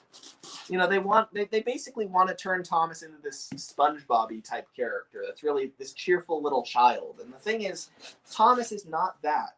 Thomas isn't a kid. He's a young adult, right? He's like the 17-year-old older brother to Percy who's too cool for school, right? That's really who Thomas is. Percy is the SpongeBob character. He's the one who's really cheerful and bubbly. And also, of course, has an irritable side for sure.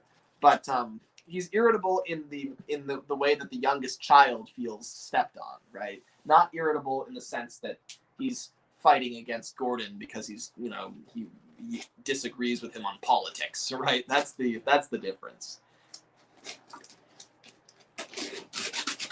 When Gordon says, "Thomas, you are small," what he means is you're a tank engine, and I don't believe politically that tank engines should be allowed to pull, important trains, right? It's more of a politics thing. It's more of a world view that they're arguing on. But when Gordon says, "Percy, you're small," Percy's like, "No, I'm not. I'm big." It's more like a little kid, right? Thomas can't change the fact that he's a tank engine. Percy can't either. But the way that Percy takes it, he doesn't take it as this kind of classist thing. He takes it as a commentary on his maturity, and that's the difference. I think it kind of does a disservice to Thomas's story to look at it just like he's some immature little kid that wants to see the world. And it's like he does want to see the world, but he has good reason for wanting to, right? It's because he knows where he wants to go. He wants to climb through the ranks. He wants to be the head of the company. He wants to be in that position. That's what Thomas wants to do. It's not that he's like, that he's this naive, ignorant kid. No, he knows what's outside the station yard, and he wants to be able to do it. He wants to be able to pull passengers. He wants his own branch line. He knows exactly what he wants, and Gordon's stopping him from getting it. Whereas Percy is totally content in his position. He doesn't really want to leave the station yard. It's just that he doesn't like Gordon saying he's a silly little engine. It's a lot simpler with Percy, and that's really what the show wants. So they should have just made Percy the focus.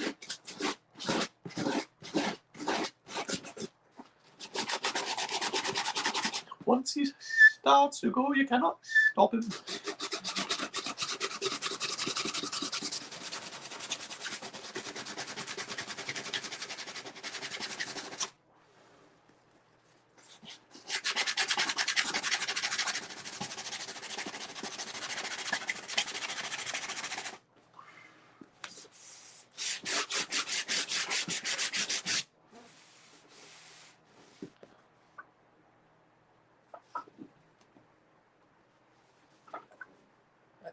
I like Wonky Whistle. You aren't the only one with unpopular opinions, Lemmy, says Scarlo the old engine.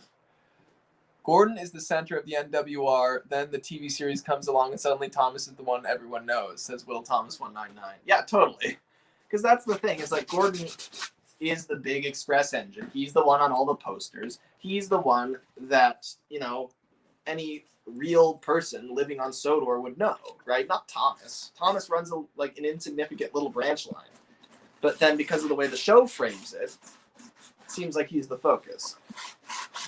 Which would really piss Gordon off.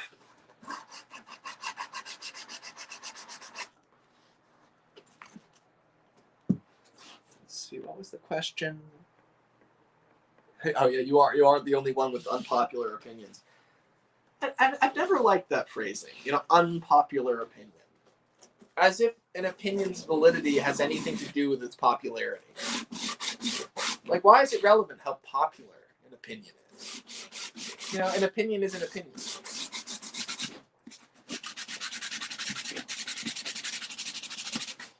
Notice I don't preface my sentences with, I know no one thinks this, but I like Misty Island Rescue. I don't define my beliefs in relation to other people's beliefs. You know, I am the star of my own story. If I like Misty Island Rescue and everyone else doesn't, then they might as well be wrong because, you know, it's not really relevant to me. When I sit down and want to watch a movie, I don't think about what everyone else would want to watch. I think about what I want to watch.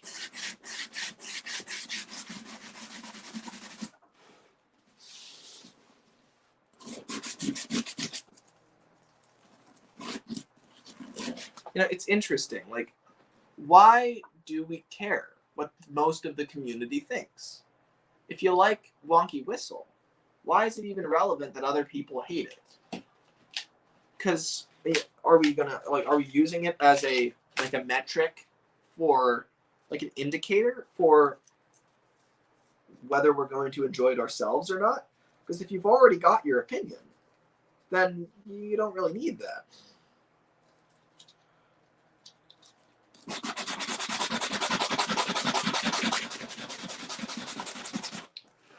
I'm just thinking out loud here. I don't really know what I'm trying to achieve.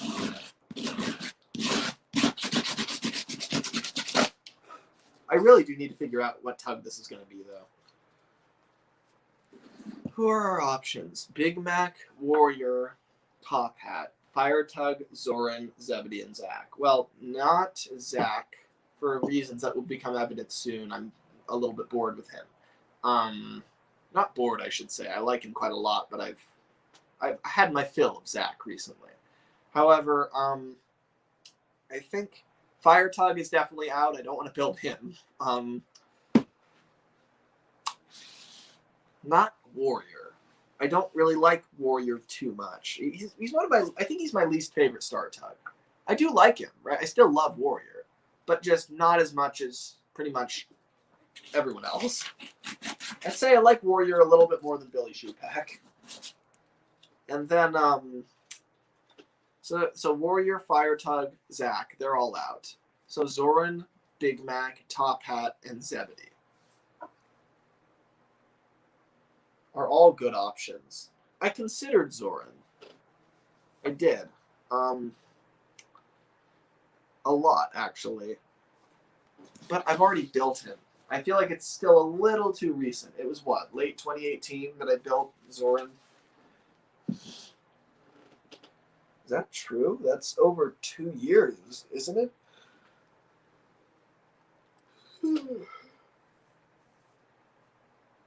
Wow. Well, no wonder I'm feeling like I might be able to build him again soon. Yeah, I don't know. I'm thinking, though, that I'm going to build Big Mac and Top Hat. So the question is, which one is this, Top Hat or Big Mac? The problem with Top Hat is I don't know how I'm going to do the head. My servos can only reach so far.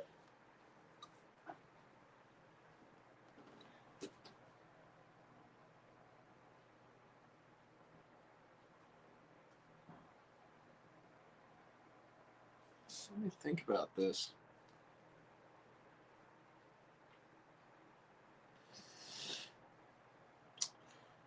can just tell that that whole mechanism is going to be a nightmare to build. Because I'm imagining if you took 2 servos and put them down, right, and then had really long arms that reached out, that basically connected to the bottom of the head, and then as the servo turns, the arm pushes up, and because it's longer, it has more leverage, right? So it like pushes further, and so then even though the servos are small, I could move the head a long distance up and down. Problem is, I know that those rods are going to pop off the servos constantly, so I'd have to fix those in place somehow. And would they really be strong enough? It's tricky.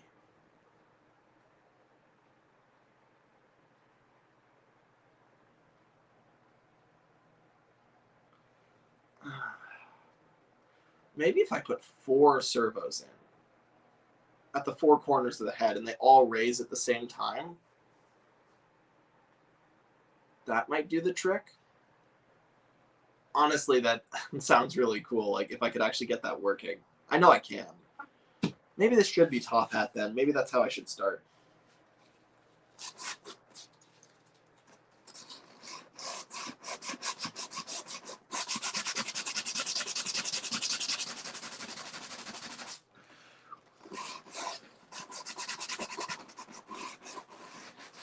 Question is, should I make someone more standard? Like, should for a tutorial, is Big Mac a better idea because his head mechanism is more normal?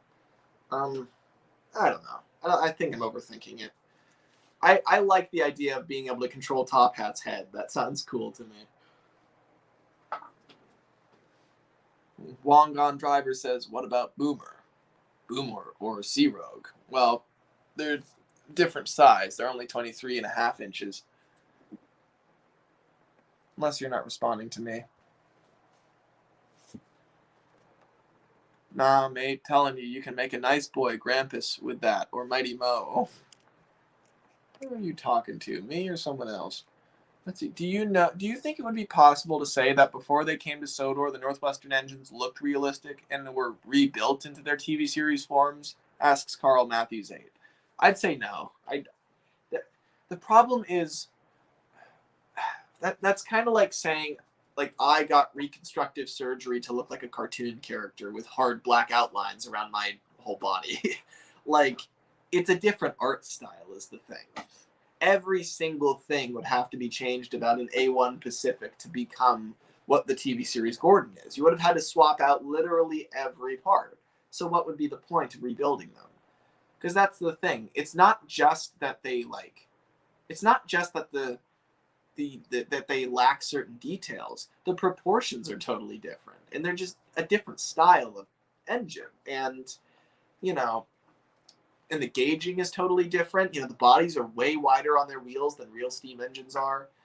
They're just very, very different from how trains look in the real world.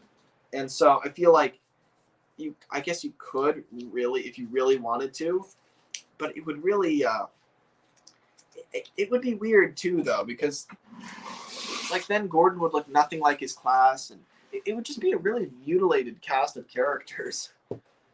Because they look nothing alike. They really don't.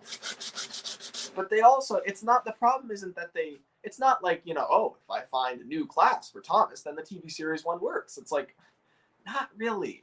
Because the problem isn't that the TV series Thomas doesn't look like an E2.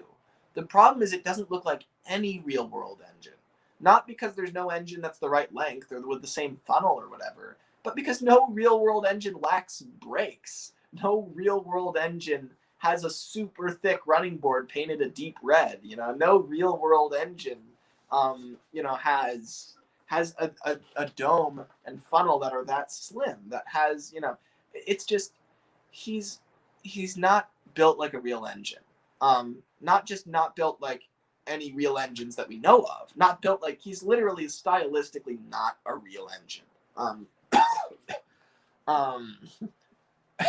Carl Matthews 8 says, maybe this should be Top Hat, accidentally makes Bolstrode. God damn it. I have to say, I heard a theory from MK the Instrumentalist that I think is more plausible. I don't think Bolstrode does have a harbor tug hole. I think it's probably another hole from TUGS that would still have that bracket on the bottom, but that would be maybe a little bit smaller, like because there's another one in TUGS that is already has the splash rail missing. It's like one of the background boats, and I forgot about those guys. I forgot that they probably had to cast those as well. So it's probably one of those.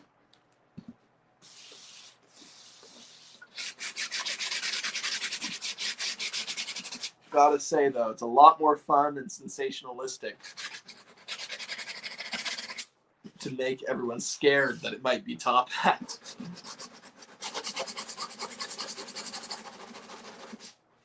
If anyone actually thinks that I think that Bulstrode is Top Hat, that just shows that they didn't watch the whole video.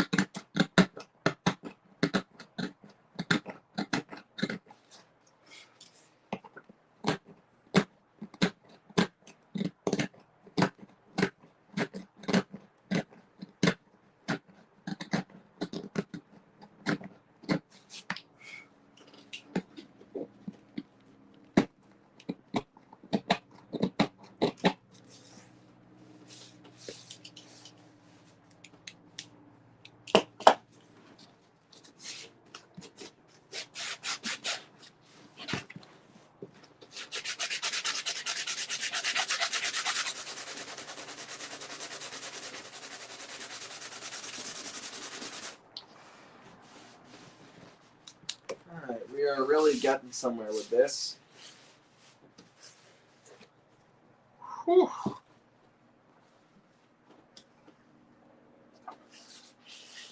I haven't seen Dougie in these things much.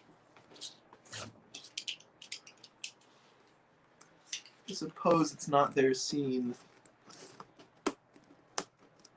Me making a boat for hours on end.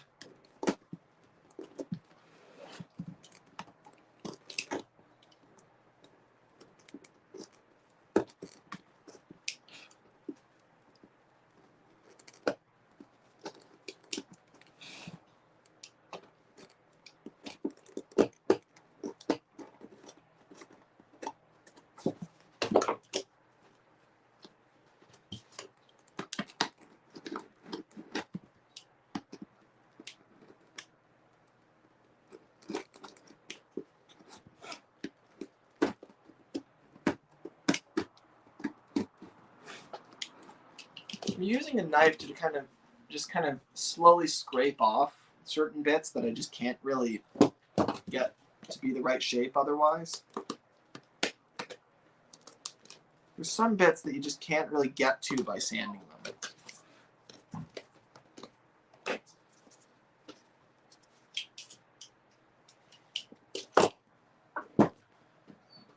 Scarlo, the old engine, says, I'll replace Dougie. Let me pop a squat. No, I will not.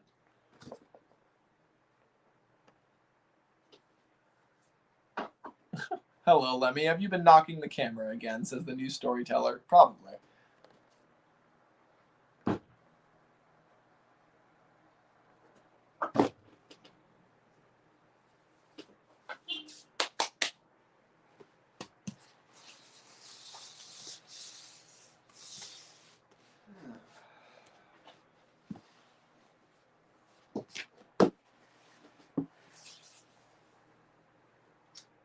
I do wonder if we may have to wait till next time for the Flex Seal.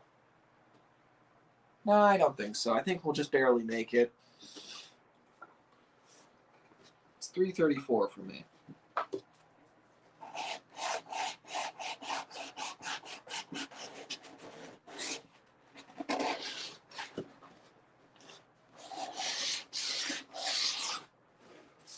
I'm hoping that the Wooden Railway TUGS tutorial is going to come out tomorrow. Getting really close on the editing. But bear in mind, there's an immense amount of labor to produce. If the editing isn't great and if it drags on for a long time, well, I did the best I could.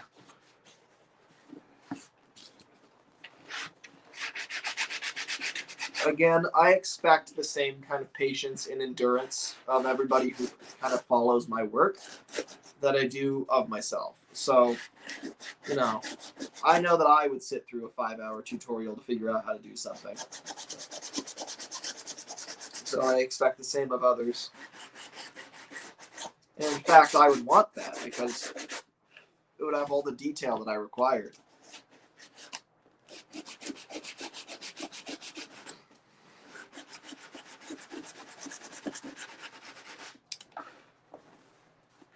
That's so cool. Look at that. Just look at that sharp keel right there. Isn't that the best? Amazing. Quite something.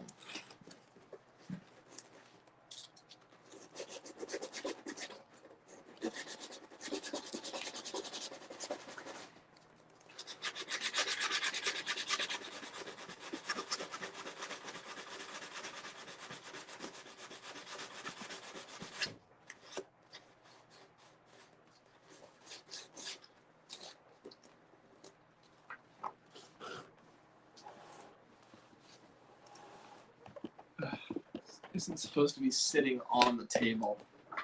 Shakes too much.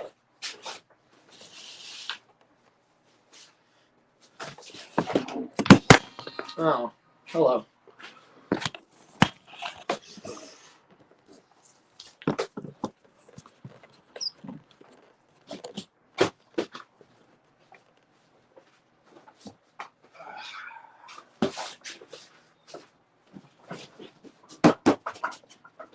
That's better.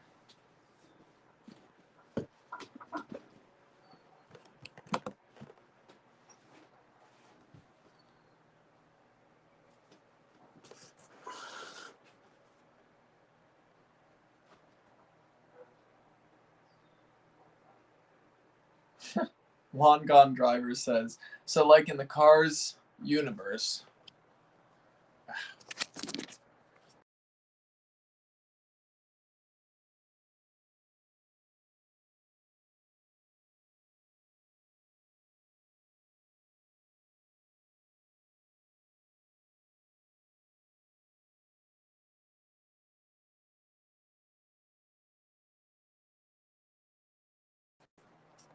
I hate doing this off of my phone. I swiped you guys out of existence. Long Gone Driver asks, so like in the Cars universe, do they pay life insurance or car insurance? Yeah, everyone's asked that question. Or car insurance. Because that would it would function as life insurance, but it would be called car insurance because that's the type of pun they would make.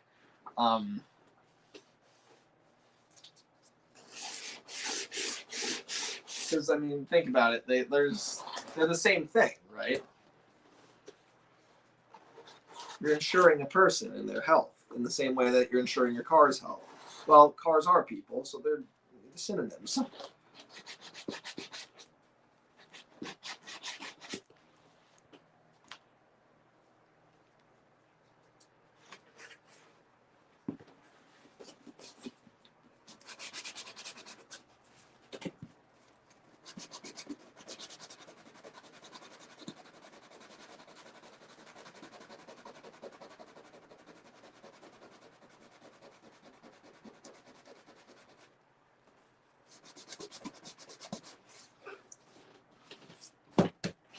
Sensible talking from Lemmy here, says Wongon. Says Jay. Good pal, Jay.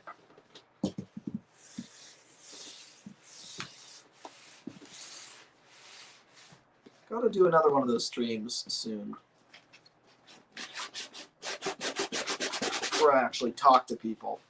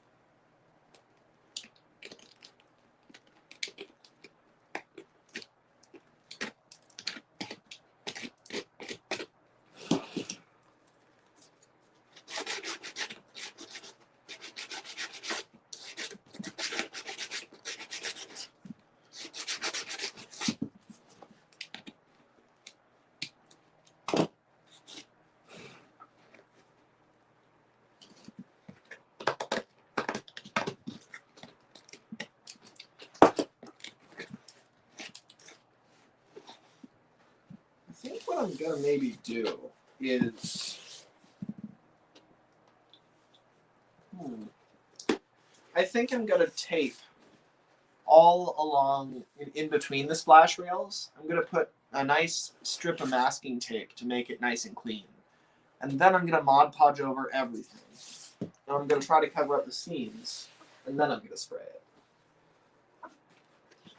I think this surface here is as smooth as it's gonna get, so I'm not gonna put any tape back over this. Because the thing is, we were trying to cover up the tape seams, but I think mainly the cardboard kind of dents along the sides were the important thing to cover up, and we did that.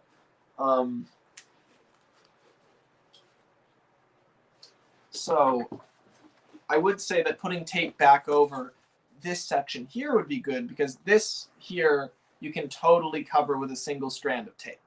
Where you don't have to worry about having too many seams. Whereas along here, if we covered this whole bottom section with tape, as we did earlier, or as we did a few parts ago, I should say, it would be very messy. But if this section's small enough to cover up, and as you can see, it's a little bit choppy with all the kind of cracked out water putty in there. So I think that's what I'm going to do. We've gone over the splash rails. Those are nice and clean and smooth now. But in between the splash rails, I think that could use some tape. Then I'm going to go over all that with Mod Podge, and then I'm going to water putty it. I'm not going to worry about where the propeller is going to go right now. And the reason for that is just too much to think about right now. We're going to go and drill that later. We can do that. We don't have to do it right now. Speaking of the propeller, is Floating Vessels still here? Because I did get Blue Nose up and running. And if you want to see the propeller and the rudder, I know you've been asking for that. Now's your chance. So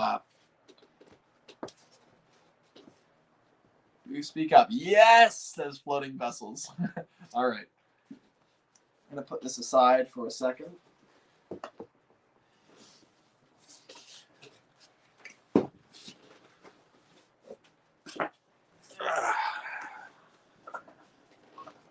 All right. Say hello to Blue Nose.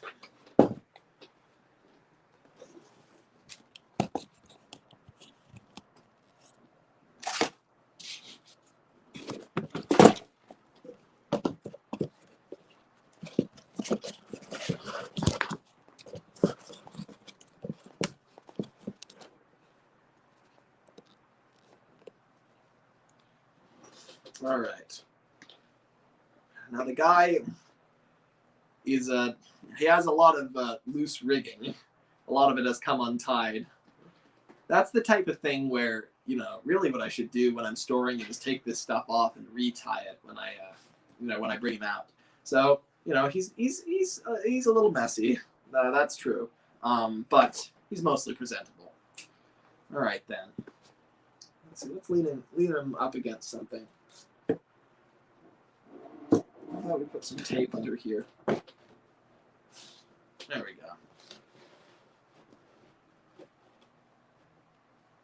go. Scottish Twin Productions says, I thought that was the real prop for a second. I love that. All right. So for quick access, this little boat deck comes off back here. And then, it's covered with dust.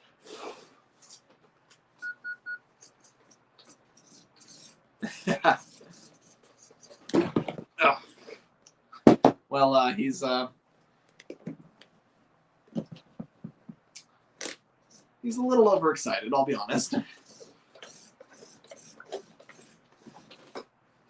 Put this boat deck back on for the time being. You should know better than to let my head fall off in the middle of your stream. Well, I should, but I don't. And you should have had another piece of tape right there so that you don't fall over. You should have put it there. That was your responsibility and you ignored it. You should be ashamed of yourself. You call yourself a model maker. That is ridiculous. Look, you wouldn't exist if not for me. All right, so we all have seen the head working. Gotta love that part. Hello there, audience. Any of you interested in joining the Navy? In the 1920s? No? I thought so. Not a very strong audience you have here, Can't really stand the fitness tests. I don't know. I haven't asked them. Well, if any of them want to join, they're welcome. So long as they're reporting to me. So anyway, the propeller. So this part's really cool. You guys, I don't think I've shown anybody this yet, but he's had this installed for quite some time. Let's see. Let's find a good angle. So.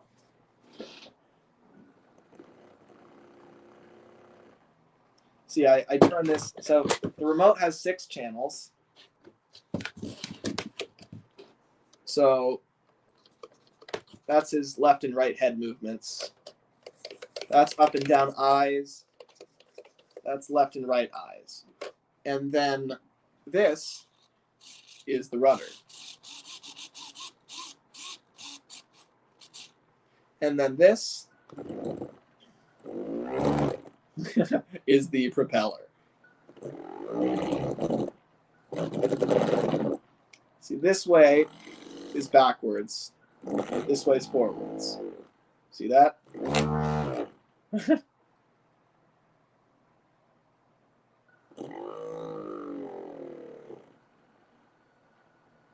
Start turning your screw. And mobilization. Mobilization. Gotta love it. Floating Vessels is very excited. Glad you're enjoying it, Floating Vessels. And the EAJP channel says, that's amazing. Will Thomas says, that's crazy good. Scottish Twin Production says, this is the best custom I have ever seen in my life. That is very kind. Thank you.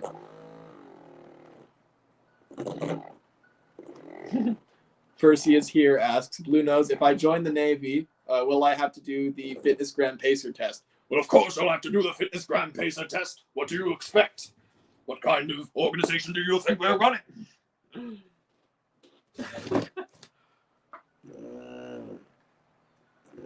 I haven't tried this in the water yet.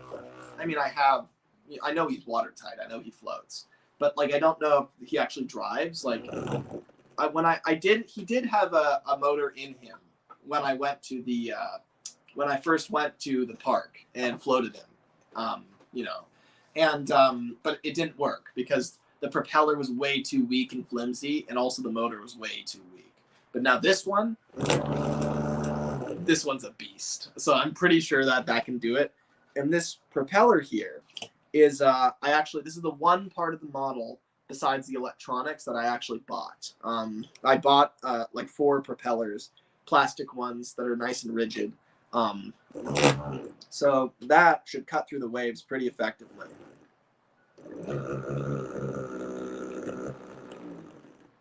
And then I've also, at the same time, got the rudder.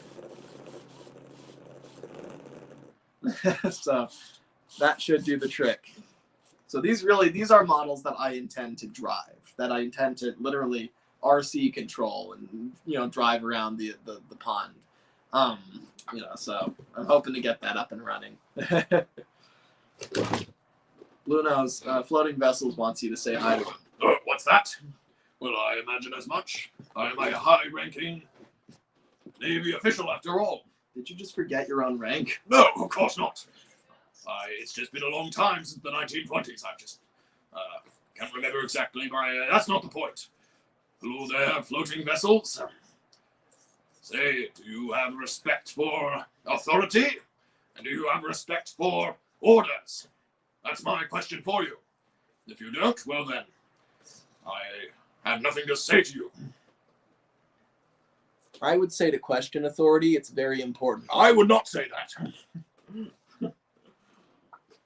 Well, would you look at that? My words coming out of your mouth. You're just a mouthpiece for me, is that it? I think it's the opposite, buddy. I think this is basically a very complicated version of a ventriloquist act. Is that right? I think so, yeah. Oh. You gotta love it. If I could give you guys the controller right now, I would. One day I'll be able to take this to a show or something, and then you'll be able to have your go. Well, don't just give any old random civilian my controls. You realize that I'm very important. What? Let's see, what are people saying? Hey Lemmy, did you read my comments about the script I wrote? Said Scarlo the old engine. No, I didn't. I'm afraid. A lot of comments to keep track of. It's crazy to think that this was all made with cardboard and rubbish. Lemmy, your work is actually amazing, says Carl Matthews. Thank you very much. Yeah, I take a lot of pride in the fact that I basically make models from trash, essentially. And I love that.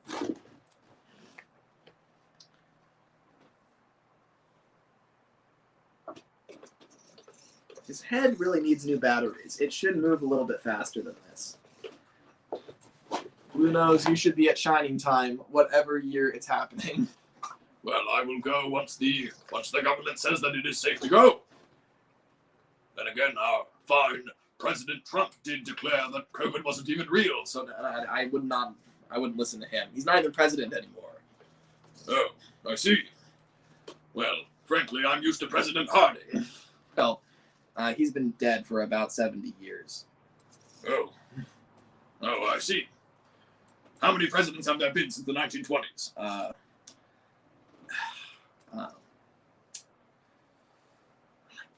Like 30, maybe? 30 presidents since then. That is absolutely absurd. It's more like 15.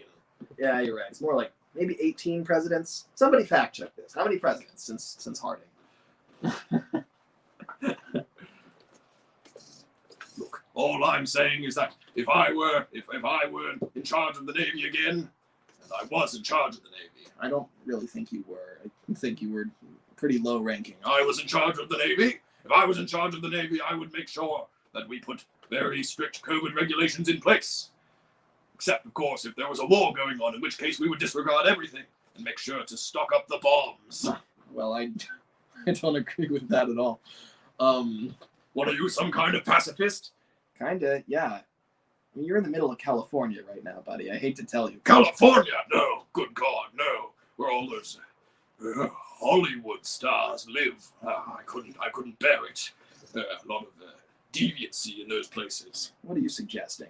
You know, Hercules types. What, you mean guys who are cooler and bigger and stronger than you are and wear neat glasses? Oh, shut up. I should get back to work. Lemmy, you should do an edited video of you and Blue Nose just talking for 20 minutes, says Carl Matthews 8. Yeah, that'd be pretty entertaining. I can't wait until I have more of these, because Blue Nose is only one tug, but, you know, once I have Hercules and other models, that'll be really neat. All right.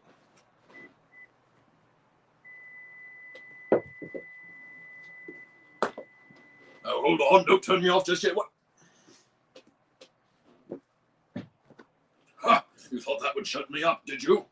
Nothing shuts Blue Nose up. Yeah, I think we're all well aware of that, buddy. Oh, careful. Fine. But if I might make a suggestion as to which tug you should make, I suggest the fire tug. He does an important civil service. All the other tugs are just part of some random fleet somewhere doing nothing for their government. All right, yeah, fair enough. But the fire tug is not as cool.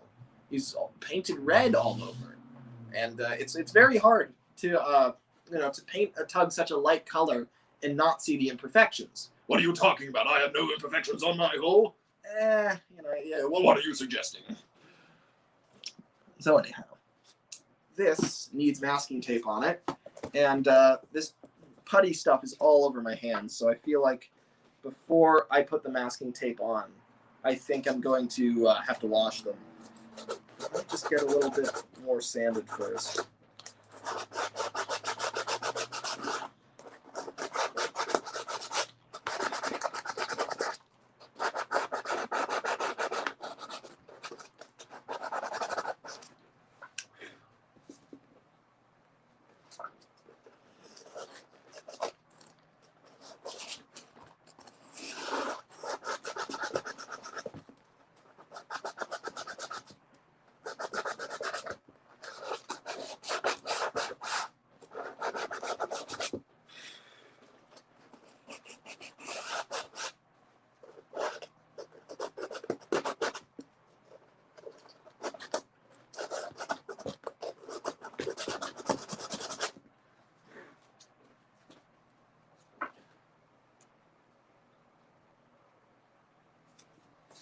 Your shirt's dirty apart from your hands, lad, says the new storyteller. Yes, but I don't apply tape with my shirt.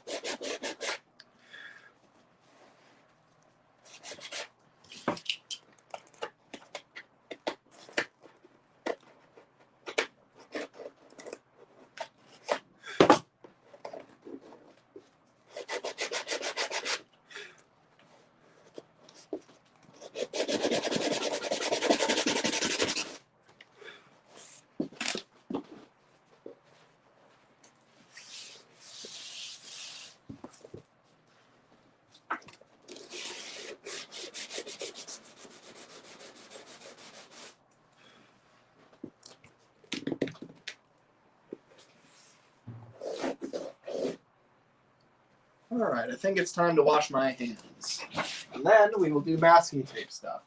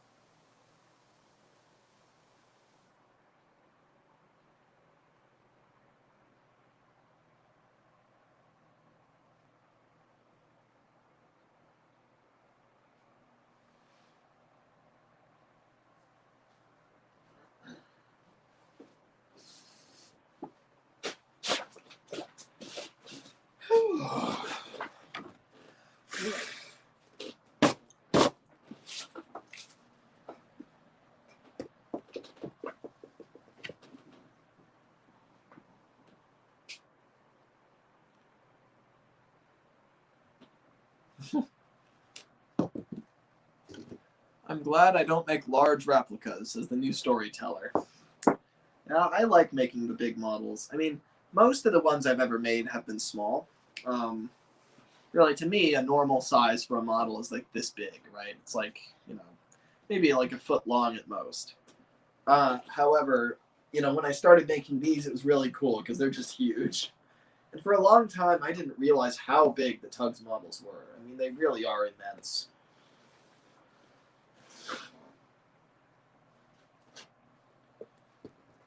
what I might do. Could I get away with this? Because I'm noticing you see all the the dreadful,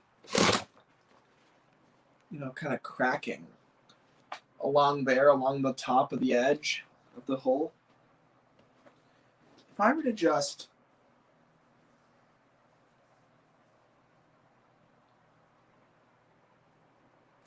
and likewise, you see all these kind of frayed tape lines on the inside that kind of go over the edge, right along here. If I just put tape on here, and just start on the top, and then just wrap right over that, that will kind of cap it off very nicely.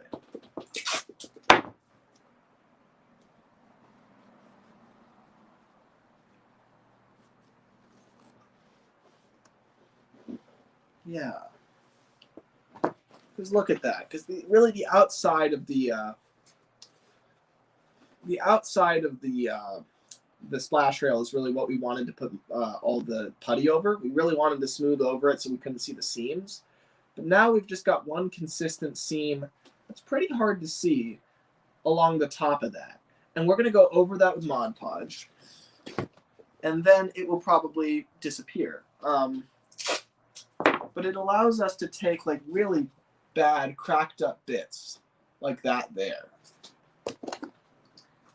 And then we can just tape over the top to kind of seal it in.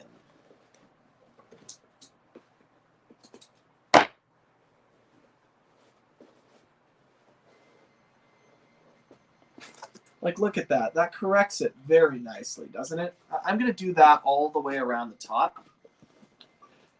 I'm just going to go over the bits that are really cracked up.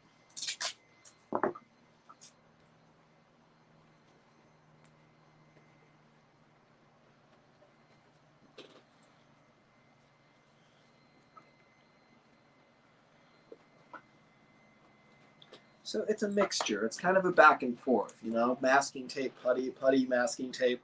Some places it works, some places it doesn't. What do I want for dinner? Probably pasta.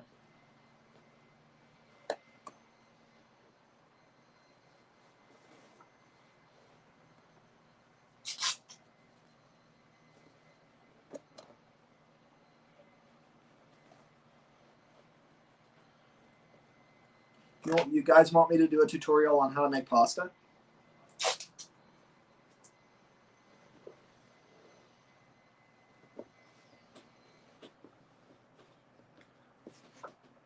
Would you believe I got Nerdle, 10 cents and Sunshine, mint in box for 12 pounds each? Asks Carl Matthews 8. That's great. That's what they should be, right? I got my 10 cents for maybe $13, in a lot with Theodore and Emily from Theodore Tugboat.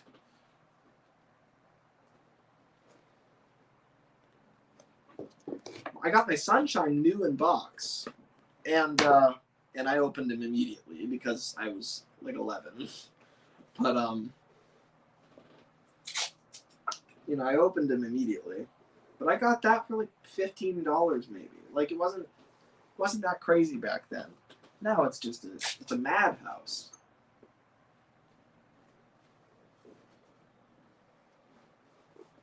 It's interesting. I just for the first time right now, I thought about selling 10 cents in Sunshine. If I were to sell my Erdl models,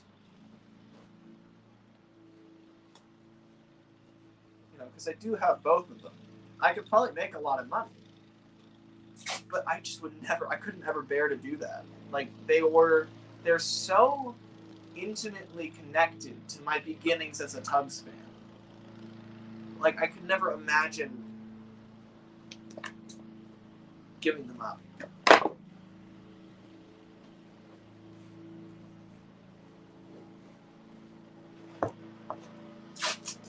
You know what I just realized? Oh, the window.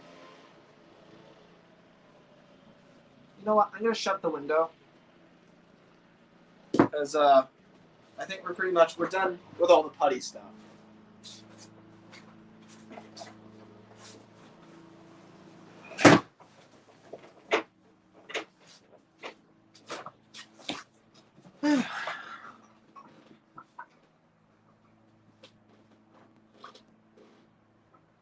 Young Duck Studios says, remember when you could buy Wooden Railway Flying Scotsman for a reasonable price? Yeah, I've heard he's very expensive, like, these days. That's weird to me. Everyone should have access to a Flying Scotsman.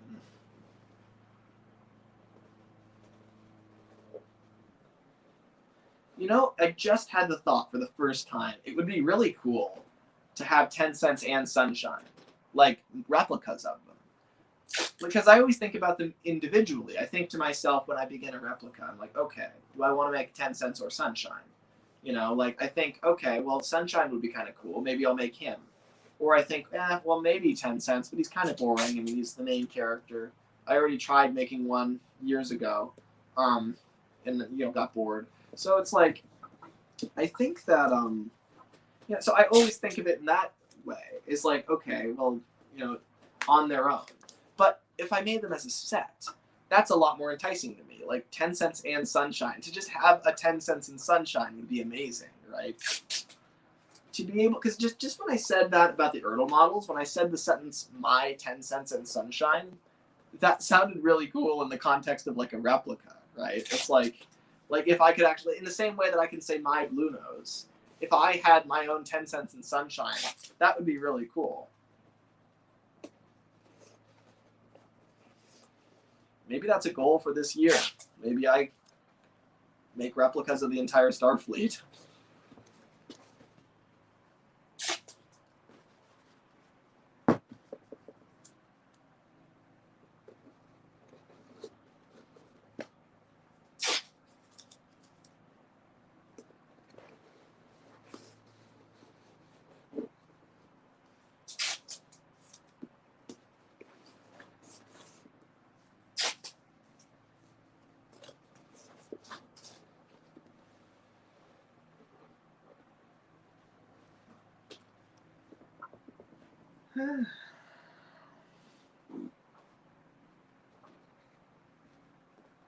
Alright, so I've taped over the top right there, along there, and then it wraps inside like this. So it makes it a lot more secure. Now, I'm going to cut out some tape to go in between the splash rails. Thinking a thickness something like this. And then I'm just going to... When I filmed the Wooden Railway Tugs tutorial, it's at a much better angle. It's like filmed from the same angle that I look at the model. It's so difficult to show you guys stuff this way. So this is what I did. I basically took the tape and put it right in between.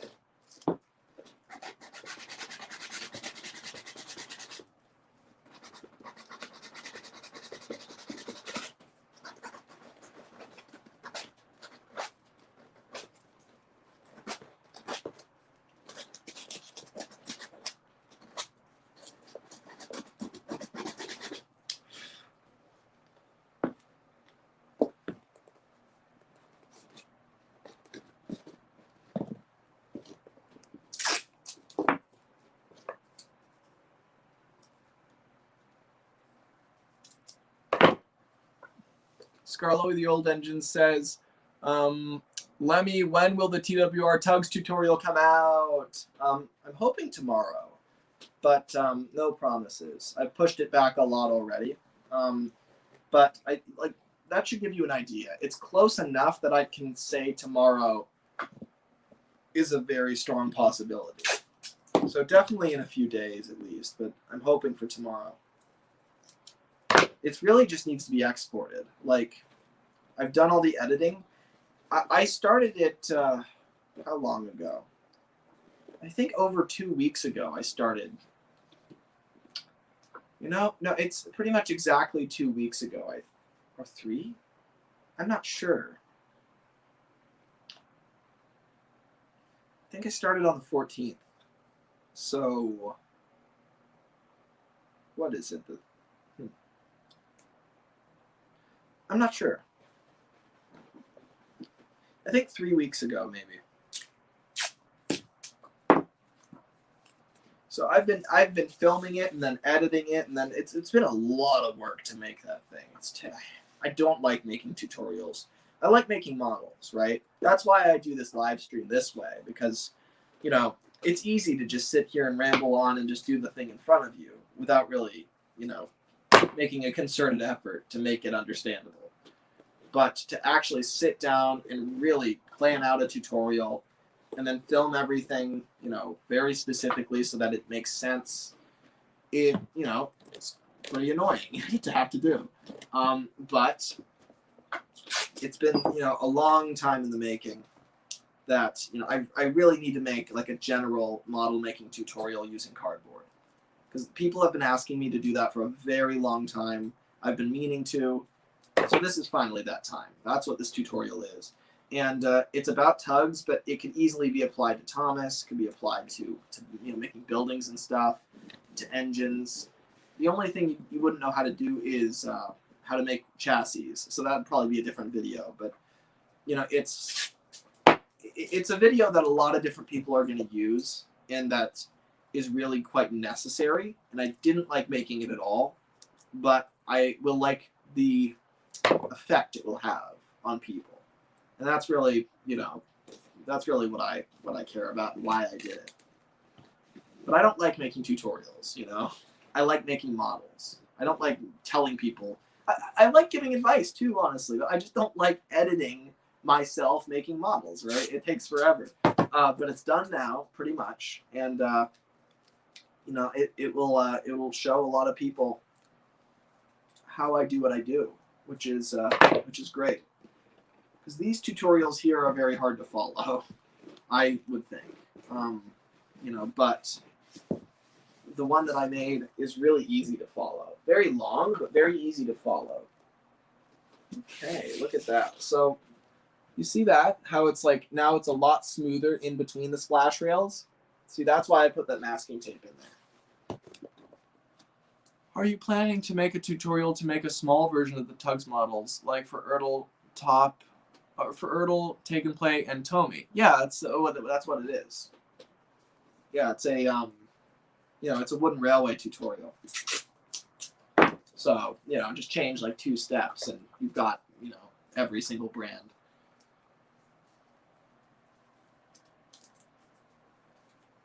Like I try to really encourage people not to just follow the tutorial exactly, because that's not really the point. The point is to experiment with it, right? So I'm trying to show you how do you make something out of cardboard, and then you can apply that to Take and Play or Tomy, or just some scale you invented yourself, or, you know, HO or whatever, right?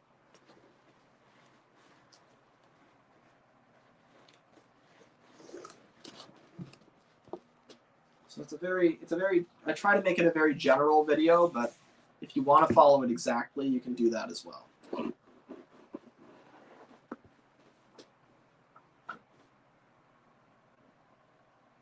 It must take a lot of planning to do a tutorial, says Malin Beak.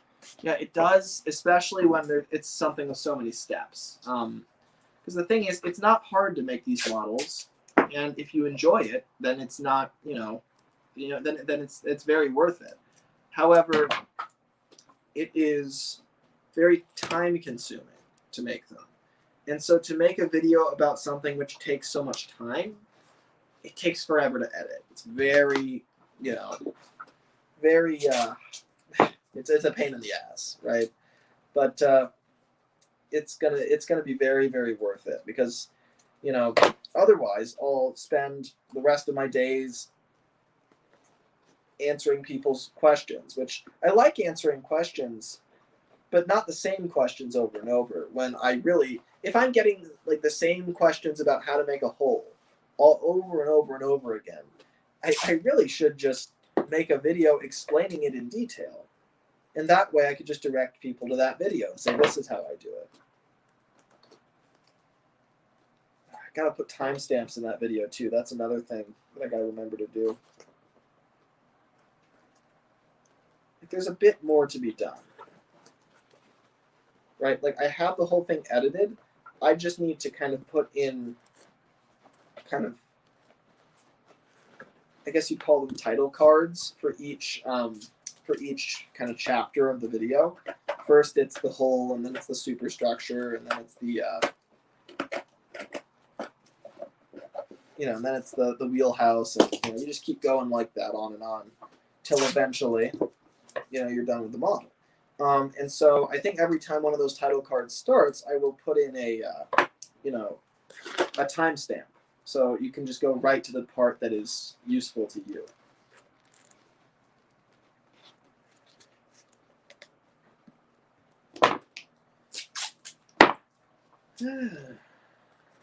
Cannot wait to have that done with, though, and get this Wooden Railway series underway. Because I'm thinking the tutorial, right, is I'm mainly making it because people, want to know how to do this, and I want to help them. But also partly, it will serve as kind of a, a crash course on how I make these models, so that people can help me with the series, right? So if people want to get involved, well, they can watch that video and figure out how to make models the same way that I do. So most people, I think, will watch the video and modify the methods. But then as for the people who are getting involved in TUGS TWR, the series we're doing, those people probably follow it exactly because, it's already the style the series is being done in. So, it's going to serve those two functions. And once the tutorial is out, then we can officially announce, it's not like it's a secret, but we can officially start bringing people in to work on this new TUGS series because, they've actually got something to kind of learn from, to figure out, okay, well, if I want to make models for this series, this is what I'm going to use. I'm going to use these techniques. So that's the idea, is that it will jumpstart the series as well as giving people some, important information that they have been asking for.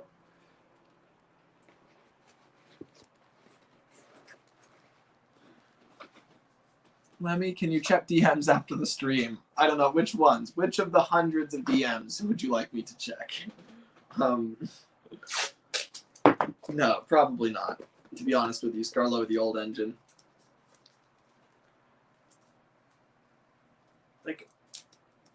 I just have so many DMs to answer from messages spanning literal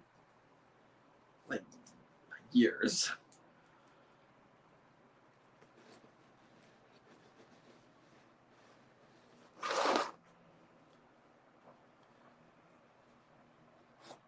And if I make promises, eventually I'll just spend my entire night answering them, and we'll never get to eat dinner. And I want that pasta, so.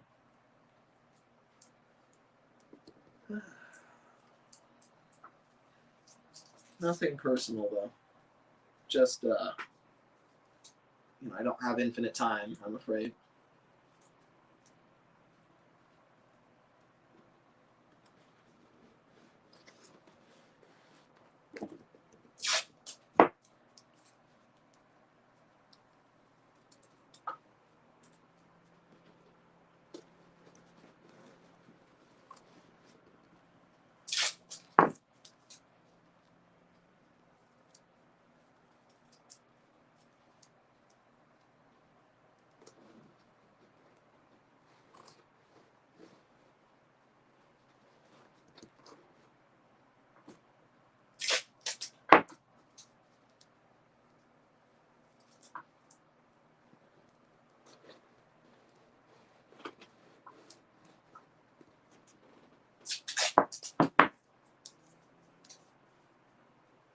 Scarlowy the Old Engine says, but am I able to send you a script I wrote to your DM?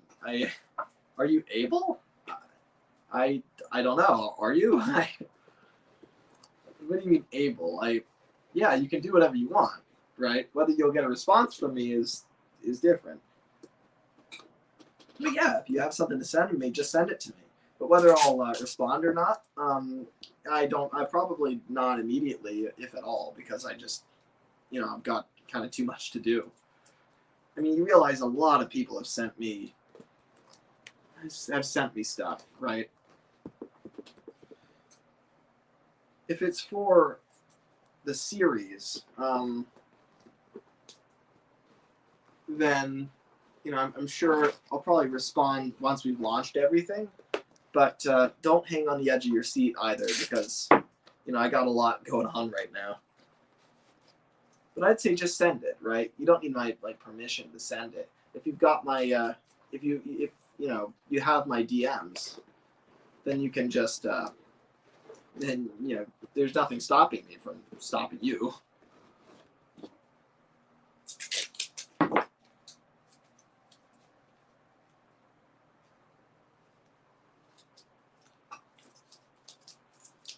Hi, Lemlem, I'm back, says Floating Vessels guy. I love floating vessels.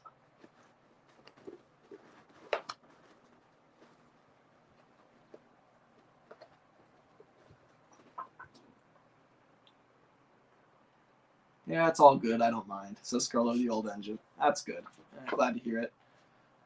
Let's see. Which TUGS music do you like? The TV series or my piano TUGS theme, says the new storyteller. Which TUGS? I can't recall your piano theme at the moment. But also, why do I have to pick? Which music do I like? I mean, probably the show. It's it's a classic. Nobody can top it.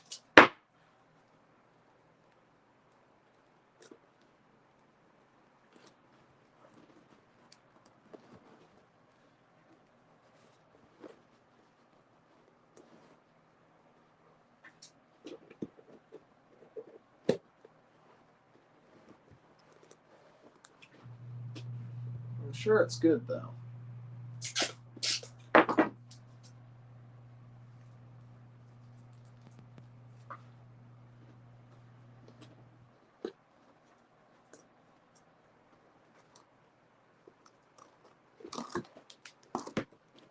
Alright, so I taped in between the splash rails.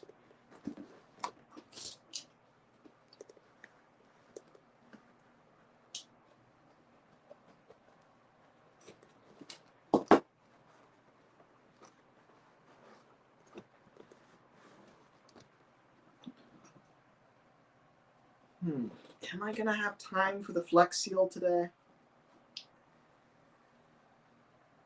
I don't know. If I want to put Mod Podge all over this. Let me think about this.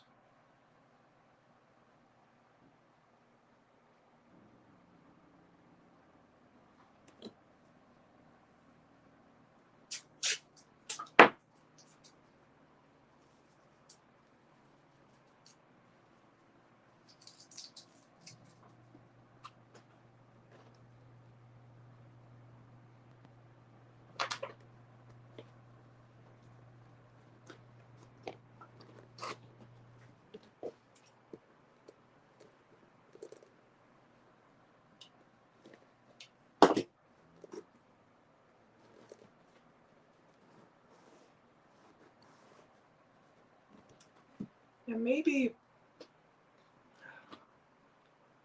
somebody did suggest that maybe I do the Flex Seal part not as a live stream. I just film the different bits where I spray it. Yeah, maybe I'll just do it off camera. I don't know. Because here's the thing. Daylight is wearing thin. My energy is wearing thin. I'm tired and hungry. And this thing needs Mod Podge all over it because I think that's a good idea. The thing is, if I put Mod Podge on this, it's going to have to dry and probably won't dry in time for me to spray on the Flex Seal. So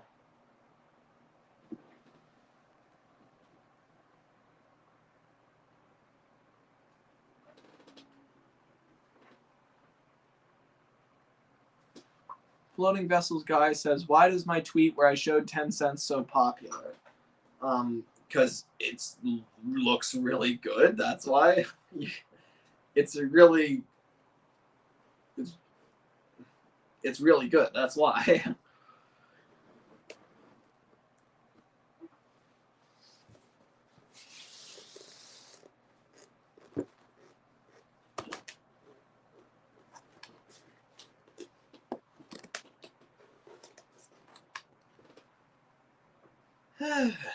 Let's see. So what do you guys think I should do? Because I think that it would be in the best interest of the model not to do the flex seal today, but instead to end off with covering the whole thing in Mod Podge. And then I'm going to have to do the flex seal. The problem is, flex seal is going to take like 10 minutes, right, just to spray the thing. So what does that mean? Does that mean that next week's live stream is just 10 minutes long? Or does it mean that I do a live stream in like the middle of the week on like Wednesday? Is that what I should do? Should I do like a 10-minute stream like tomorrow or something? And then that's when I'll do the flex seal. And then I'll do what I described where I just flex seal throughout the week. And then I should rename this video probably to Water Putty and Mod Podge, I think. Mod Podge. Is that how I spell it? There's a D in there you're missing. Mod Podge. Podge with a D after the L. Can you do it without Mod Podge? You can do it without cardboard, masking tape, water putty, Mod Podge, flex seal, scissors, and tape. Did I say tape already? You can do it any way you want, right? There's a million different ways to do this. Yeah, you can do it without Mod Podge. I mean, I didn't put any Mod Podge on Blue Nose. This is a new idea. So I wouldn't worry about it. I'm thinking that Mod Podge, I don't know. I'm experimenting. I have no idea what I'm doing. I mean, your model is liable to become soaked with water and sink. That's very possible. I don't know for sure. It's up to you. You take the risks. Is spraying flex seal inside dangerous? I would say so. Yeah, you're not supposed to. Water putty is one thing. It's dust. That's not good. But flex seal, you're not supposed to use it inside. So I'd say use it outside. Let's see. Floating Vessels guy says, Lemmy, please be my friend. You've asked this many times. Here's the thing is, firstly, I've already said yes. But secondly, you realize you don't ask people to be your friend, right? It just happens, right? You just talk to them and you enjoy their company. And eventually, if you talk to them enough, on a one-on-one level playing field, eventually you become friends, right? I mean, it's not like you need a confirmation. It's not like they have to say, yes, I am now your friend. Like, that doesn't ever really happen. It's just a mutual understanding over time is that you spend more time with somebody, you both enjoy each other's company. After a while, you're just friends, and you don't have to declare that. That doesn't need to be the case. It's kind of difficult for me to be your friend when I'm on camera and you're not, though. It's not totally fair. I'm kind of the star of this live stream and you're a viewer. And so, it's not really, I'm kind of in an unfair position of power here. If I were to bring you into one of those, live streams where I bring in friends and we actually talk one-to-one, then that would probably be different because you could actually, you would actually be able to, have your own presence, Or if we were in like a written message conversation, and it was both of us had the chance to speak and respond to each other's messages. Because right now, I'm on camera. Even if I don't acknowledge you, I continue to be present in the conversation. But if you don't acknowledge me, then you cease to exist in the conversation. So that's like the difference. When, Lemmy, says Dax. When what? It was Bertha's birthday on 1st of April. Bertha. The like the one about the thing Bailey likes, or the Big Bertha. I love the Upriver theme from TUGS. Is my favorite theme overall, even if it's not in a Thomas video. Why would being in a Thomas video be a necessary prerequisite for you enjoying it? I find that funny. Just when, Lemmy, says Dax. Then what? What are you waiting for, Dax? What do you want from me?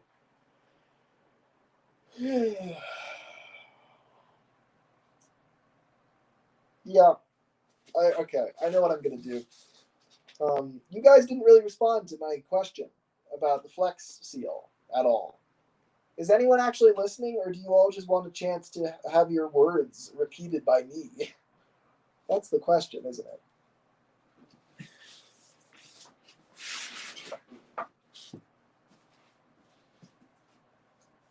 Sam says, "Hey Lemmy, I'm really ill, can't sleep, not got COVID." Yeah, I figured you don't have COVID again, but that sucks, Sam. I'm really sorry. On the bright side,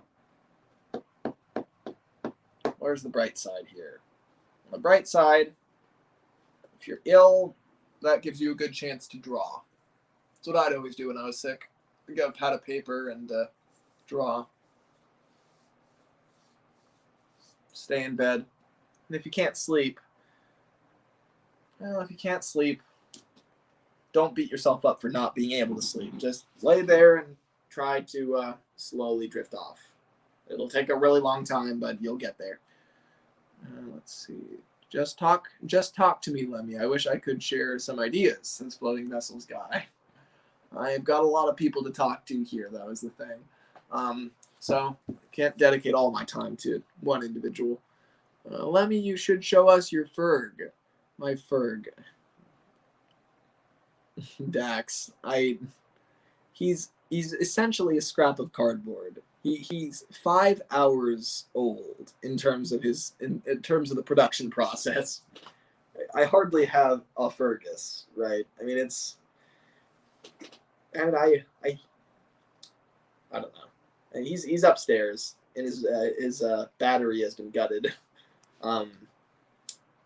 So yeah, we'll see if I ever return to him. I doubt that I will. I still love him, says Dax. Well, that's nice.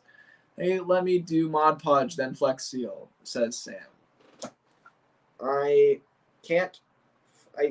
anyone hear the Flex Seal part? Yeah, the part about how I can't do the Flex Seal today. Did everyone hear that? Did you know that tomorrow is Gordon Day? What?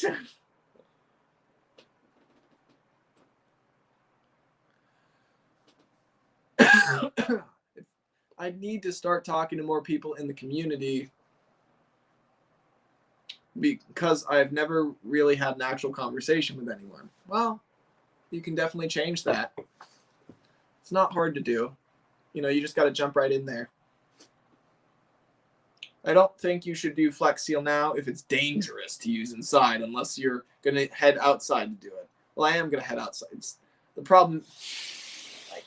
Yeah, the problem is not that I'm inside right now and unfortunately cannot use Flex Seal. I can walk outside, and that was always the plan. The problem is that I don't have enough time today. That's the problem.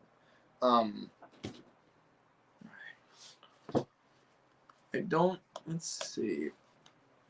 But yeah, I think I will. Okay, Mod Podge, says Floating Vessels Guy. Hey, hi Lemmy, here for Flex Seal, the super strong rubberized glue that's great for TUGS modeling, says Percy is here. Lemmy, please talk to Blue Nose. I already did that yesterday at length with Floating Vessels Guy. Earlier? Did I say yesterday? Hey Lemmy, how wide is Hercules' hole? I have no idea. I can tell you how wide mine is. I think it's like 9 inches, maybe.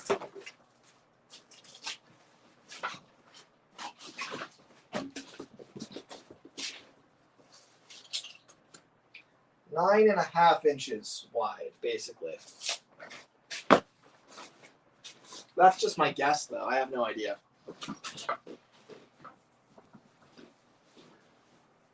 Dax Fergus hasn't been in the show for 15 years, and Scarlowe hasn't for a year. So who's dead if Scarlowe is? Says Scarlowe, the old engine. Really pulling out some serious logic right there. I didn't notice until 2019 that Blue Nose actually had a blue nose. It took me a long time to notice that as well. I really love that. It's so great. Hey, Lemmy, how much do I need to pay you for the rights to Saint Simon? The rights? I don't have rights to anything. Sam, I don't have any rights. I mean, I have human rights. But, like, I have not copyrighted or trademarked anything on my channel. It's free to use by anyone. Even if I don't want them to, they can. And I don't believe in rights either. I mean, I believe in human rights. I believe in guaranteeing people, life, liberty, and the pursuit of happiness. But I don't believe in owning an idea. That's kind of dystopian.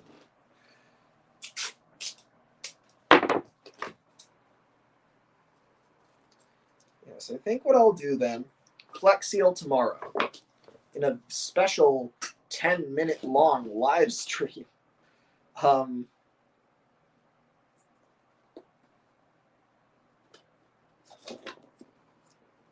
one will be able to show up for that, but it doesn't really matter. The important thing is that I catch that very important step of the process on camera,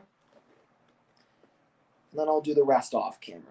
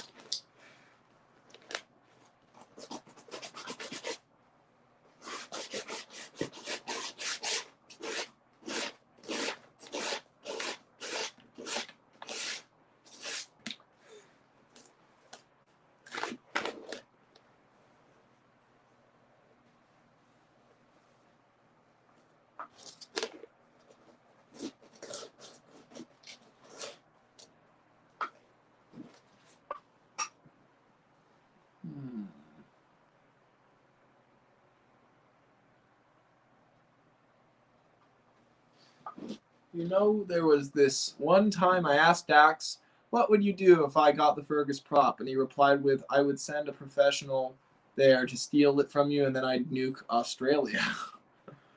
Nuke? I don't. It's a little extreme. Say poggers in Gordon's voice. This poggers thing. We have enough words. Let's stop inventing words. Poggers. My God, Henry, that's absolutely poggers. It's not how it would go. It would go more like this. Oh my God, Gordon, you pulled that express brilliantly. That was poggers. Yes, well, thank you, James. What? It was what? It was poggers, Gordon. Absolutely poggers. What the hell is this? Are you speaking in tongues? No. It means it was really, really good. And then just say it was good. Why are you saying it was poggers? Poggers, Gordon. Poggers. Poggers. I don't know how to explain this to you, okay? If you don't understand colloquial speak, then clearly you're just too old for it. No, I'm not old. Of course I'm not old. I'm right up to date, I'll have you know. I can speak like a hip teen. I can be hip with the kids, can't I? No, you can't, Gordon. No, you can't. You just don't have my understanding of current trends and events. You're not the man of the times that I am. Of course I am. I'll have you know that I invented this whole poggers thing. I was just testing you. Now, is that right, Gordon? It is very right. All right.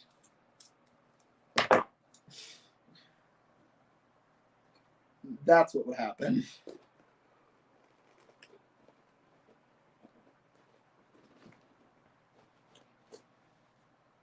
James, you arrived at the best time.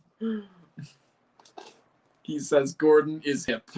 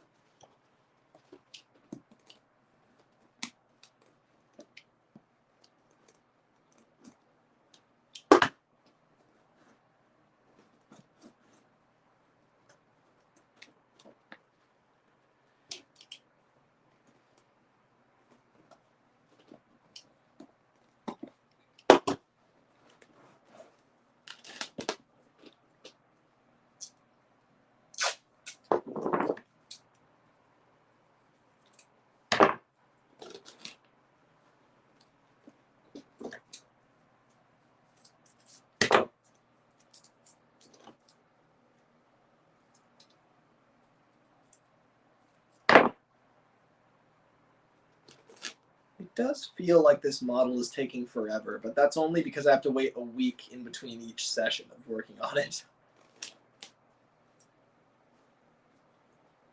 It's nice with Hercules. I can just put him down one day and come back to him the next day.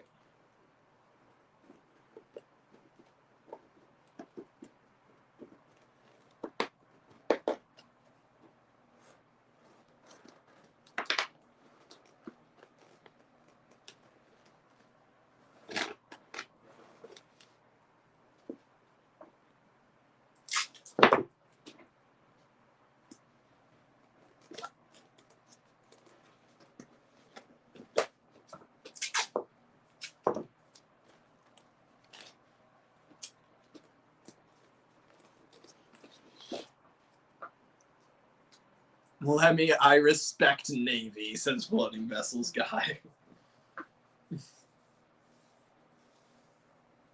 I'm not sure if I do. I don't know enough about the Navy.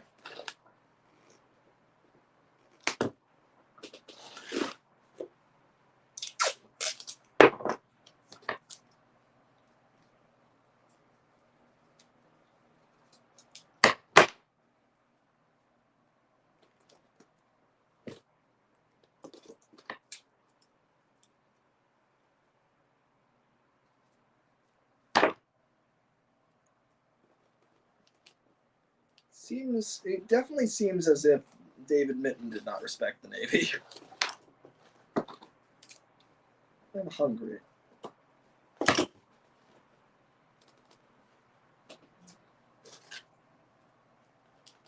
Dinner time is soon, though, so that's good.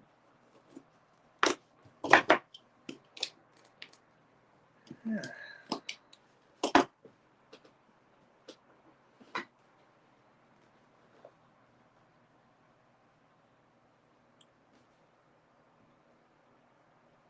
Try doing a behind the scenes of, well, a TUGS replica in a movie set. What?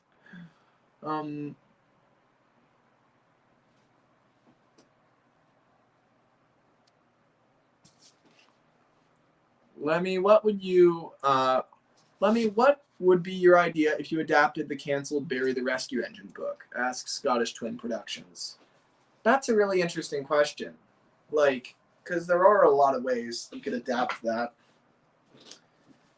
I think the biggest question would be, when does it take place? In like the 70s? The interesting thing about that is, so to make it simple, let's say this is a strictly Railway Series context. So there's not Murdoch and a bunch of other engines that arrive after Oliver. Say it's Railway Series. Barry the Rescue Engine would be really interesting because it would be the beginning of the Northwestern Railway starting to revive old engines. That's not really something they've done. Oliver was saved from scrap, but he really kind of came right out of service. And same thing with Donald and Douglas, and you could argue that they came right out of service. Whereas Barry the Rescue Engine, his whole thing is that he was in a scrapyard sitting for a long time. And that's interesting. If I were to do the story, I think I would really focus on how engines who sit in scrapyards forever devalue themselves. Like, I think that would be really interesting. Like, I imagine that the biggest struggle wouldn't be restoring Barry. That would be easy for Krove and Skate to do. The difficult part would be that Barry would be convinced he doesn't deserve to run. He'd be in Tidmouth Sheds, and James would just be like, well, I'm sure you're glad to be out of that place. And Barry would just be like, yeah, I guess. I don't know. Maybe I should be sent back there. Everyone there would just be like, what? Are you kidding me? Are you joking? Like, and he'd be like, there must have been a reason I was sent there. I sat in that yard for 5-10 years. I'm scrap. Why else would I be there if I wasn't scrap? Right? Like, I think it would be something along those lines, right? Where they would actually have to convince him he's valuable. Because he's been saved, his life is secured. But he doesn't value himself now. Because he's like, imagine sitting in a scrapyard, fearing for fearing that you won't ever be of any use to anyone again.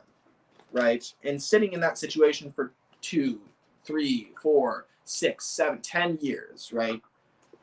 Like, you would start to believe that you belong there.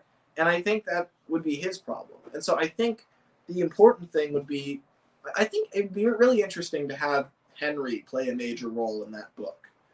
Because I think Henry could really relate to the idea of feeling worthless and feeling like a failure and feeling like you're just as good as scrap. And Henry, after all the development he's gone throughout the Railway Series, I think Henry would finally be in a position where he has the confidence to say, look, I know some days it feels like you're not valuable, but you are. Undeniably you are, Barry. You can do so much if only you believe in yourself. If only you ignore what all the fools in the scrapyards say, what all the workmen say, it doesn't matter. What matters is that you are strong, you are powerful, you are worth something. It could be really powerful, So that's what I'd probably do. I'd probably focus on the psychological impact it has on Barry. And the fact that, he kind of agrees with British Railways in the sense that, he should have gone for scrap. But then he slowly unlearns that through his time on the Northwestern Railway.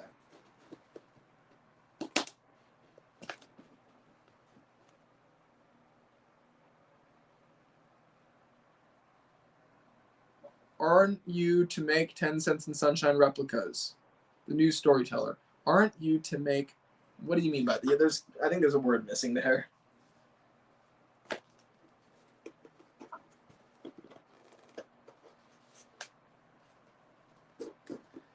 I do like the idea of making 10 Cents and Sunshine.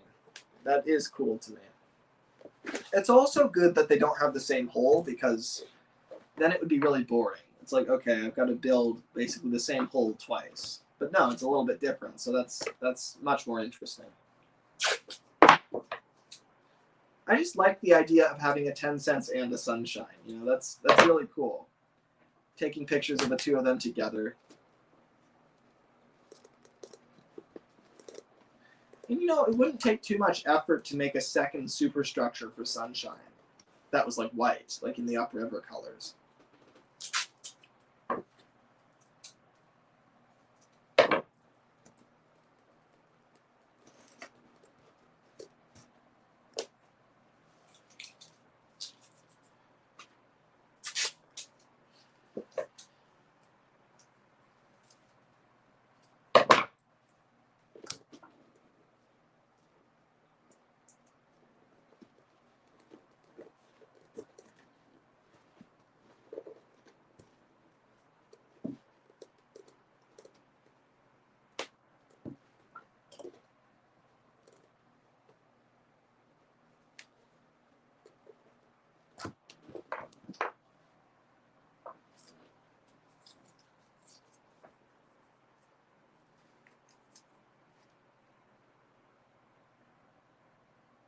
Floating Vessels guy says, "Hey, I'm making 10 cents." Yeah, so are most people, Floating Vessels.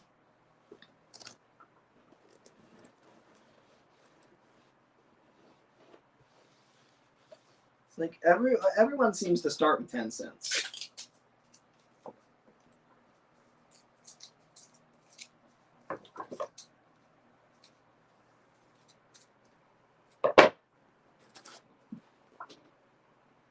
I started with 10 cents actually. Back in, I don't think anyone's ever seen that one. The first replica I made. That one was back in 2016, I believe. 2016, 2017.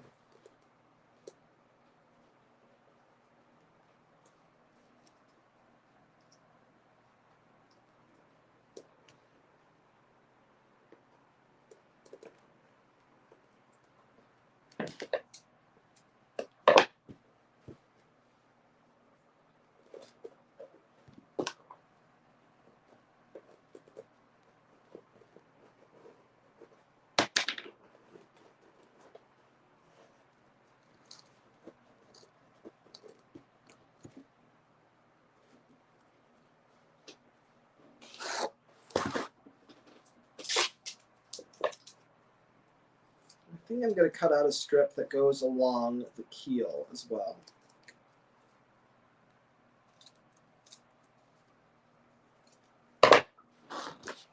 So you can see that this surface isn't perfect there, but when I go along it with tape, maybe it'll make it a little bit cleaner.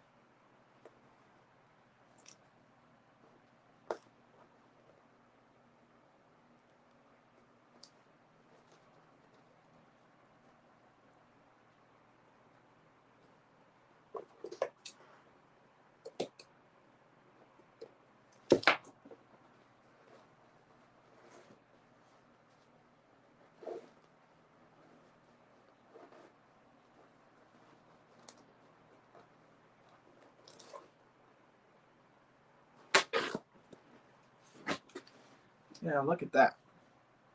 That's cleaner. Oh, that's cool. Look at that. Like just the splash rails and stuff. That's how it's supposed to look.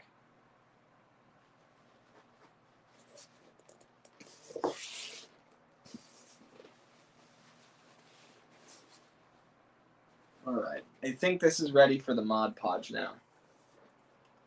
And that would be the last step here, I think. Let's see. I really like this, says Scottish Twin Productions. Yeah, me too. Let's see. Lemmy, I feel really bad for Barry as he watched his friends and family being cut up in front of him. Yeah, a lot of engines did, though.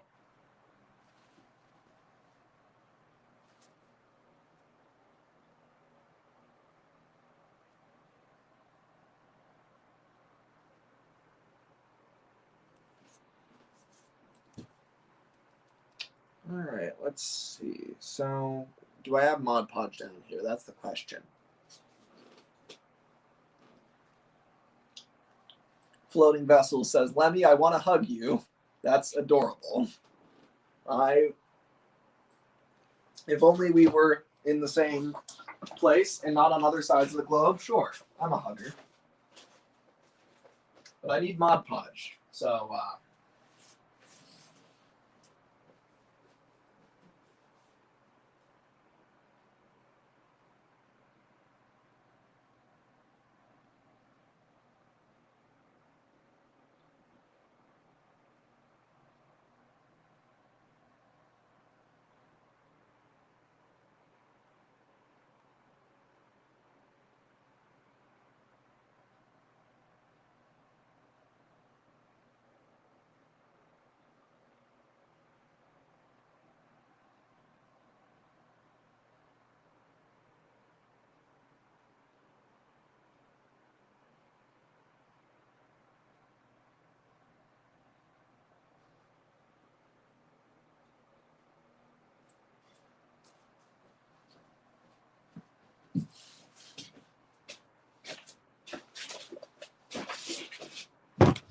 all right.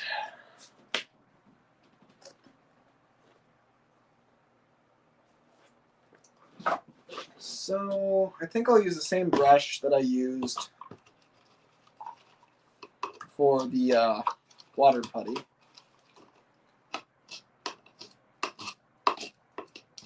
It's still covered in stuff from Hercules.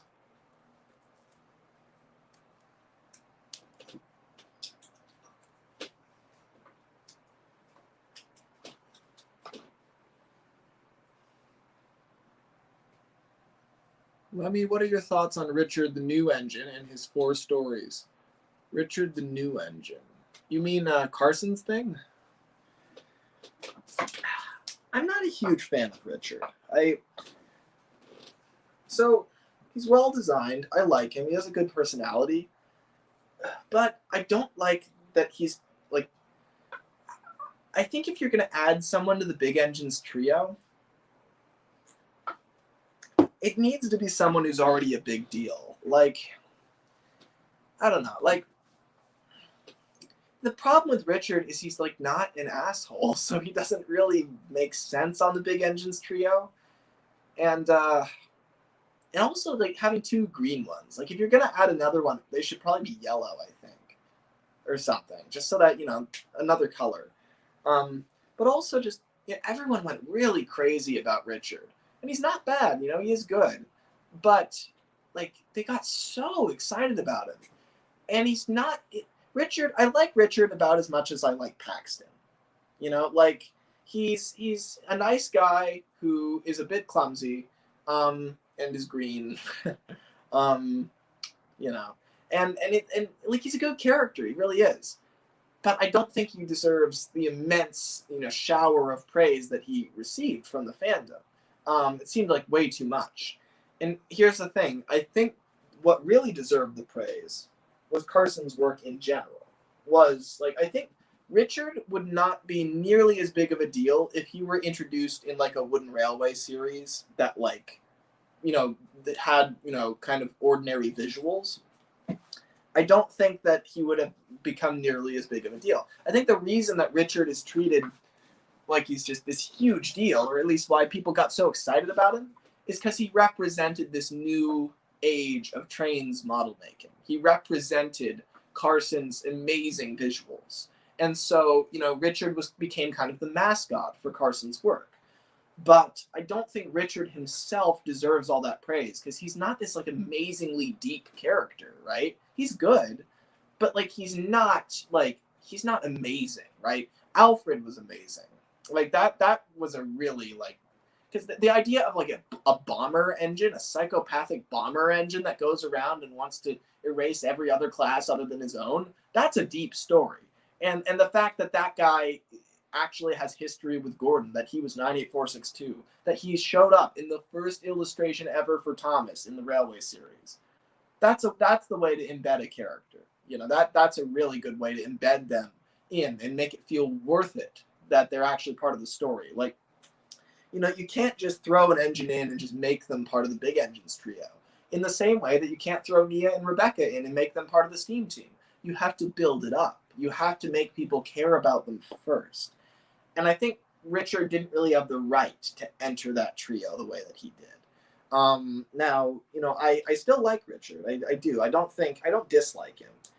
but I do roll my eyes at how big of a deal he is. Now, I do agree that Carson's work is phenomenal and probably deserves all the praise it gets, but I think misdirecting that praise towards Richard as a character misses the point. I think it's mainly about the visuals and the fact that it feels like a classic series renaissance. And Richard functions as the mascot for that renaissance. So Richard himself is not that remarkable, and I kind of don't think he should butt his way into the Big Engines trio. If I had to add someone to the Big Engines trio, I'd add like Emily, right? She makes a lot more sense. She's been involved in the brand a very long time. I understand he does like pre-season 6 stuff probably, and so for that reason, you know. But then again, he's got Ferguson there, I think. I don't know. I would say though that Emily would be a better engine on the Big Engines trio than Richard, because she's also, you know, she's kind of an asshole, so she would fit, right? But yeah. So, you know, Richard's a good character, but not quite, you know, as amazing as people make him out to be. Lemmy, are you speaking to Mod Podge Bottle? Yes, I am. Lemmy, what's a Papa Squat? I honestly don't know. I don't know. Dougie cares a lot about it. Ask them. And then please tell me, because I have no idea. Lemmy, no, it's the same one. Squatting, says the Scarlo, the old engine. I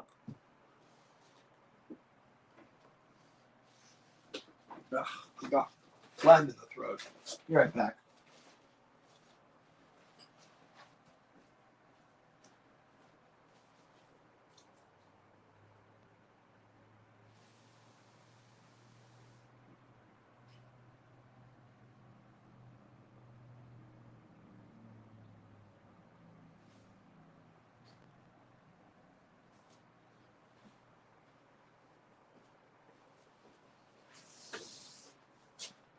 All right, so we're going to go over everything with Mod Podge, and I do mean everything.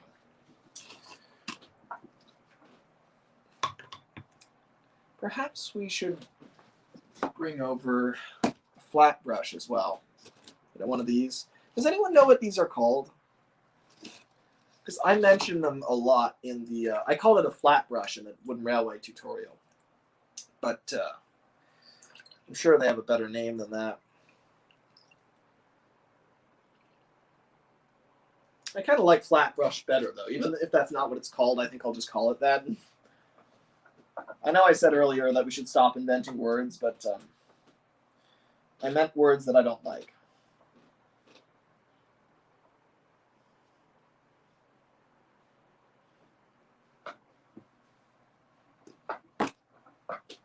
Let's see. A brush that's flat. For years, I thought Big World Big Adventures would be cool with Duck because he said he'd like to travel to far-off lands, but it kind of ruins the moral lesson of all at sea. Like Thomas Duck only said this once. I wouldn't say so. Here's the thing.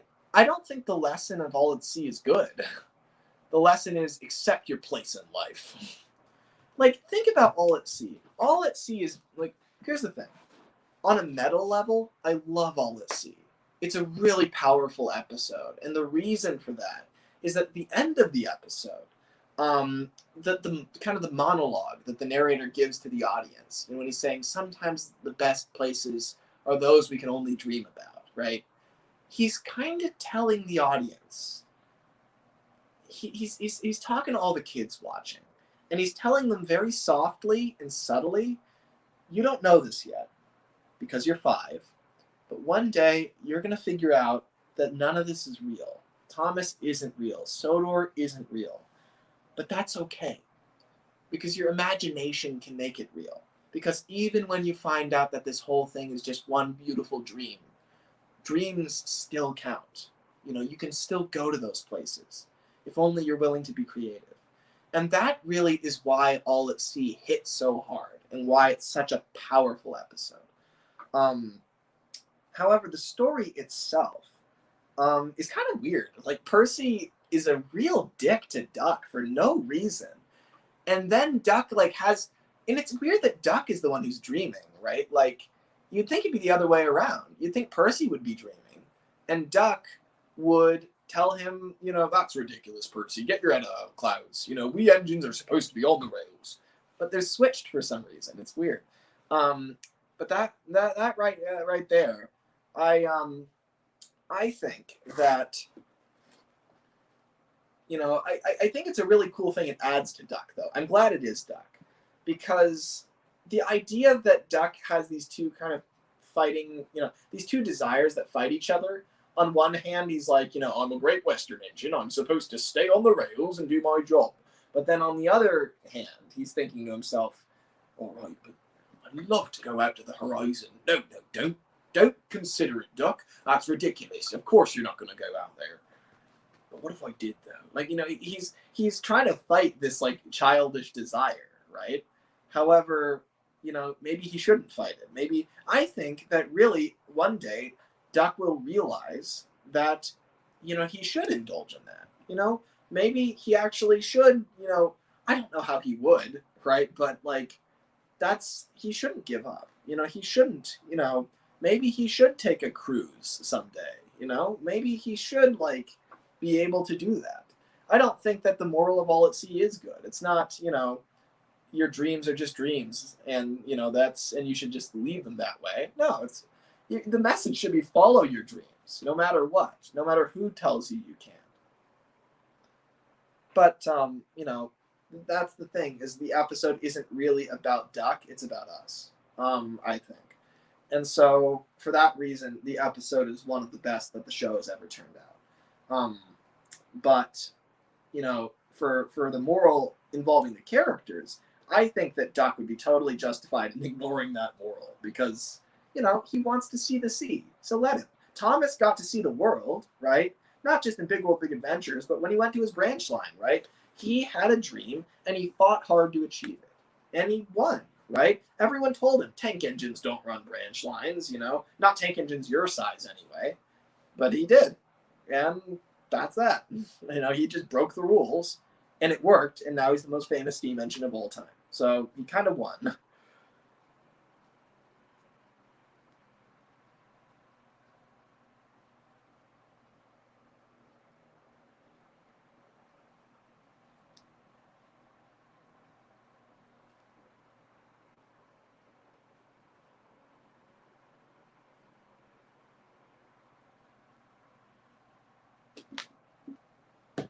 So what I'm doing, I'm using outdoor Mod Podge. Not just Mod Podge, but outdoor Mod Podge. And you can skip this step. It's not really, this is just something I'm experimenting with here, but outdoor Mod Podge comes in this green container, and it's really thick. And that's really what we want here, because we want to go over all these imperfections and kind of fill in the cracks.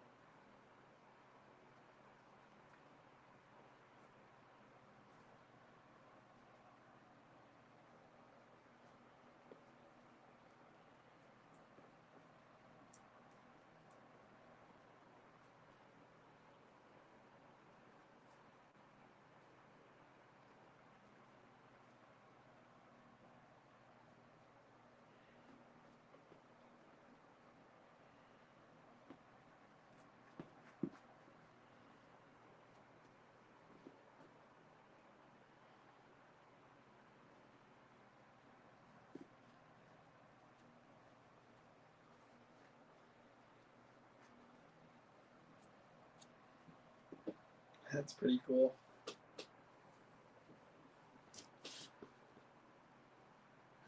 I don't get how Sea Rogue's uncle got lifted up and held hostage due to gravity. Lol, says the Gillen group.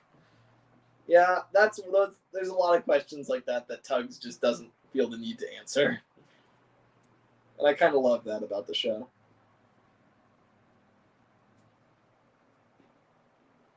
It's not that you can't answer them, of course. You know, I never liked the name Unanswerable Thomas Questions. I think they're really funny videos, but I think the name, like Unanswerable Thomas Questions, like they're answerable. You can answer them if you want. You know, really what it means is questions that are difficult and weird to answer.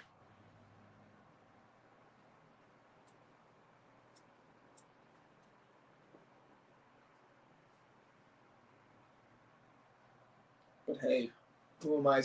Who am I really to say what naming conventions should be?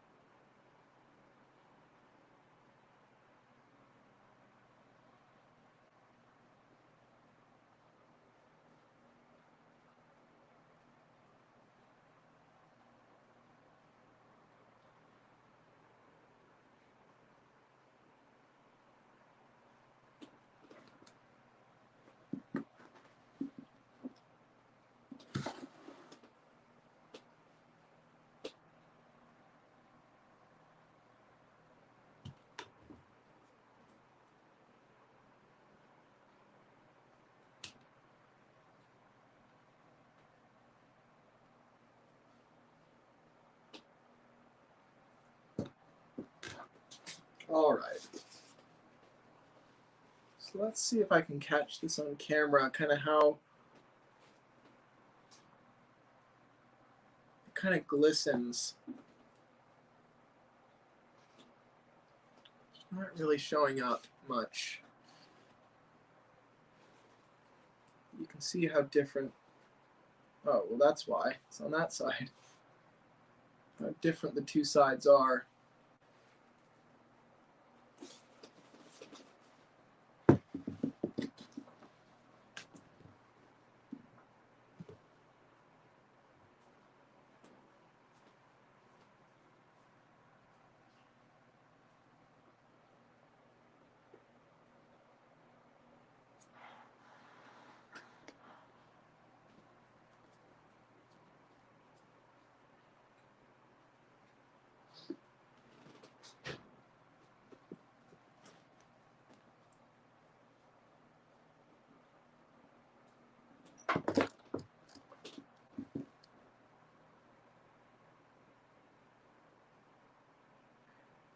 I'm going to try to layer this stuff on pretty thick over the places where I put those tape seams.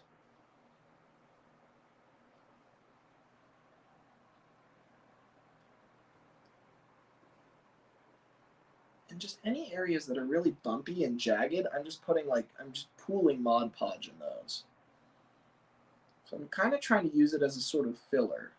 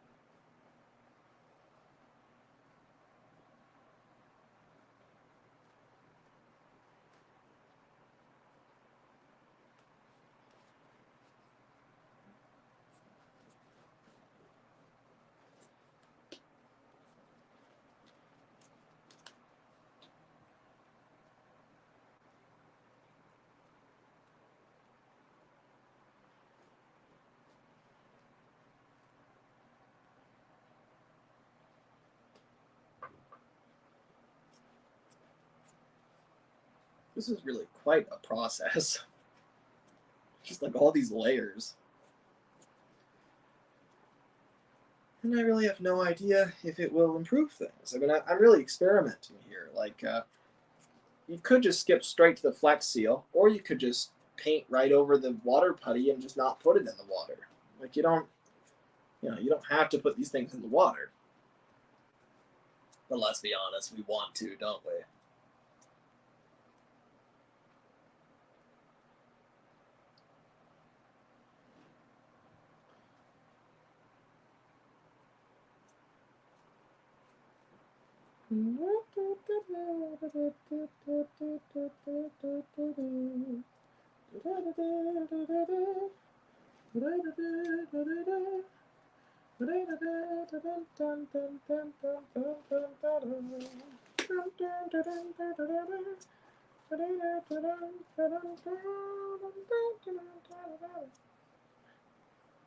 Now, Mod Podge isn't waterproof, but it's water resistant.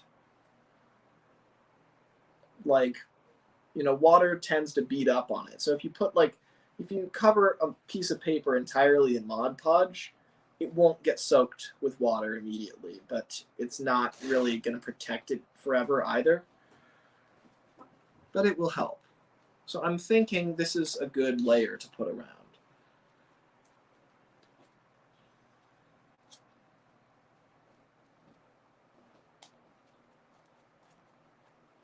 Like, just coat everything in Mod Podge.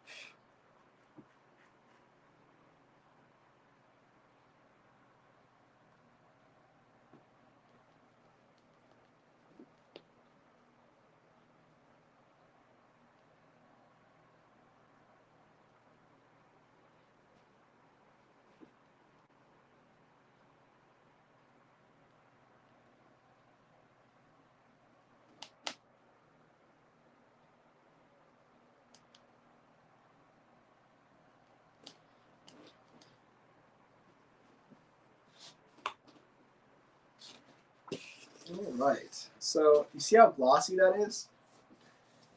And also, I think it's just smoothed over a lot of key areas.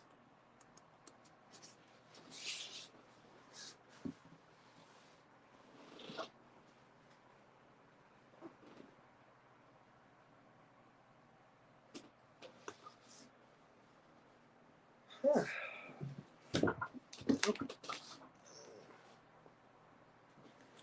Don't topple over, pal.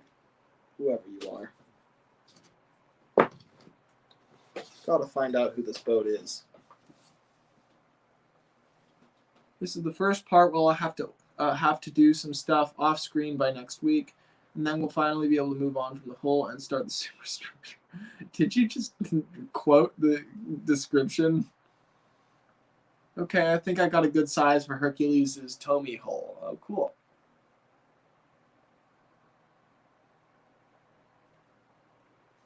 Working on building the old dock set with pieces of wood from the dock itself and Big Mickey and the tugs I've built, says the Gillen Group. That's cool. Lemmy, that actually looks astounding, says Carl Matthews. Thank you very much. Yeah, it does. I'm really pleased with this. I mean, I'm pleased with every model I've ever made, though. I love making them. It's not really contingent on whether they're good or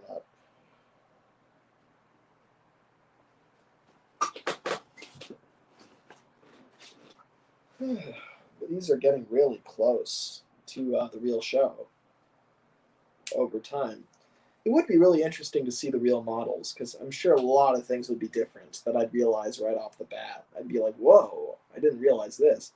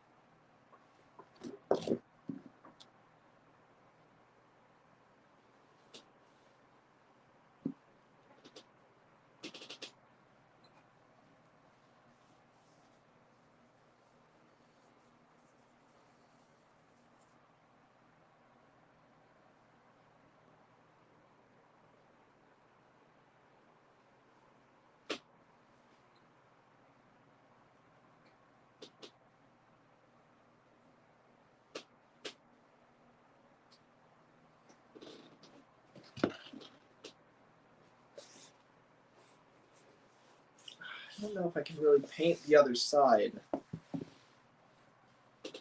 when it's with this side wet. I think I might have to end it here. I think what I may do then is I'm going to leave this Mod Podge to dry for a week. That's what I'm going to do. Then next week, I'm going to Mod Podge the other side at the start of the stream. And then I'll let that sit and dry, and then I'll spray the whole thing. Because this is going to dry in about an hour, I want to say. So if I do the other side, that'll take an hour. And then I'll be able to spray it during the stream. So I think that's what I'll do next week. Next week, I will flex seal the model. The week after that, I may actually test it in water. That might be a good way to go. Yeah. Because I kind of want to figure that out before I build the rest of it. Is, you know, does it float?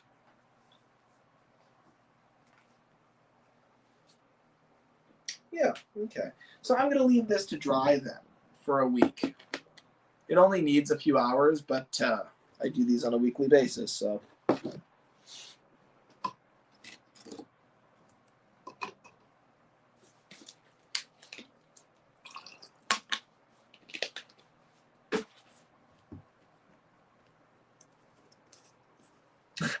Making a model of Slender Engine as we both modeling, says Blue Tender Engine. You and your Slender Engine, Matt. That's been a project of yours for some time. How you doing? I sent you a message on Twitter. You didn't respond. I guess I finally know how that feels. But I don't mind though. But I would like to get in contact with you, Matt. I have some really cool ideas in the works that I'd love to run by you, get you involved in. You know, if you have the time. But yeah, good luck with your Slender Engine. All right, let's see. I think we're done with the work today. Wouldn't you know it? Well then, that is very good. Very good. Lots of work we did today. I mean, we really sanded this thing extensively. That was work. And then Mod Podge the side of it. And taped off parts of it in order to create a smoother surface. So all of that together, that's a lot of work.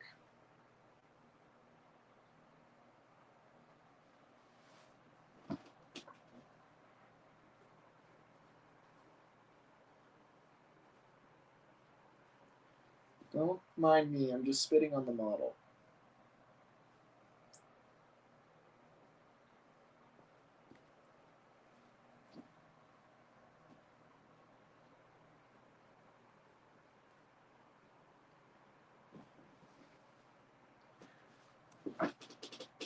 Yeah, we'll see what that finish is like. I put Mod Podge all over Zoran's splash rails, and it was disastrous. But that's because the splash rails themselves were too big and a lot of other problems. These, I think, are just right once I spray them.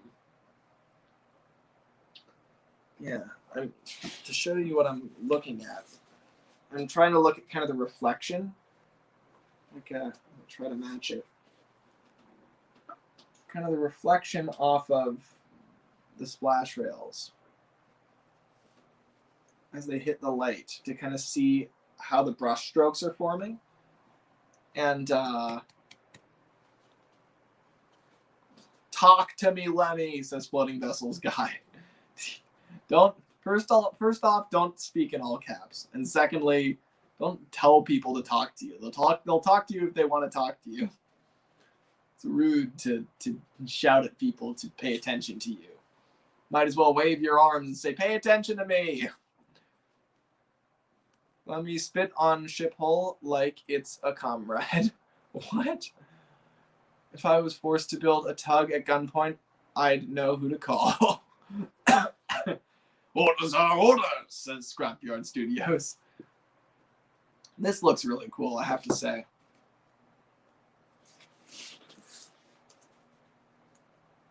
Look at that. Yeah, the shape is pretty much perfect here, I think.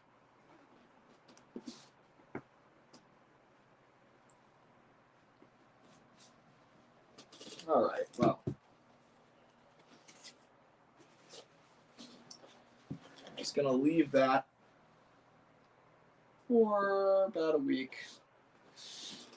We'll come back to it next week. We'll Mod Podge the other side, wait for that to dry, flex seal it, and then the week after that, we will make it seaworthy. So we'll actually put it in the water.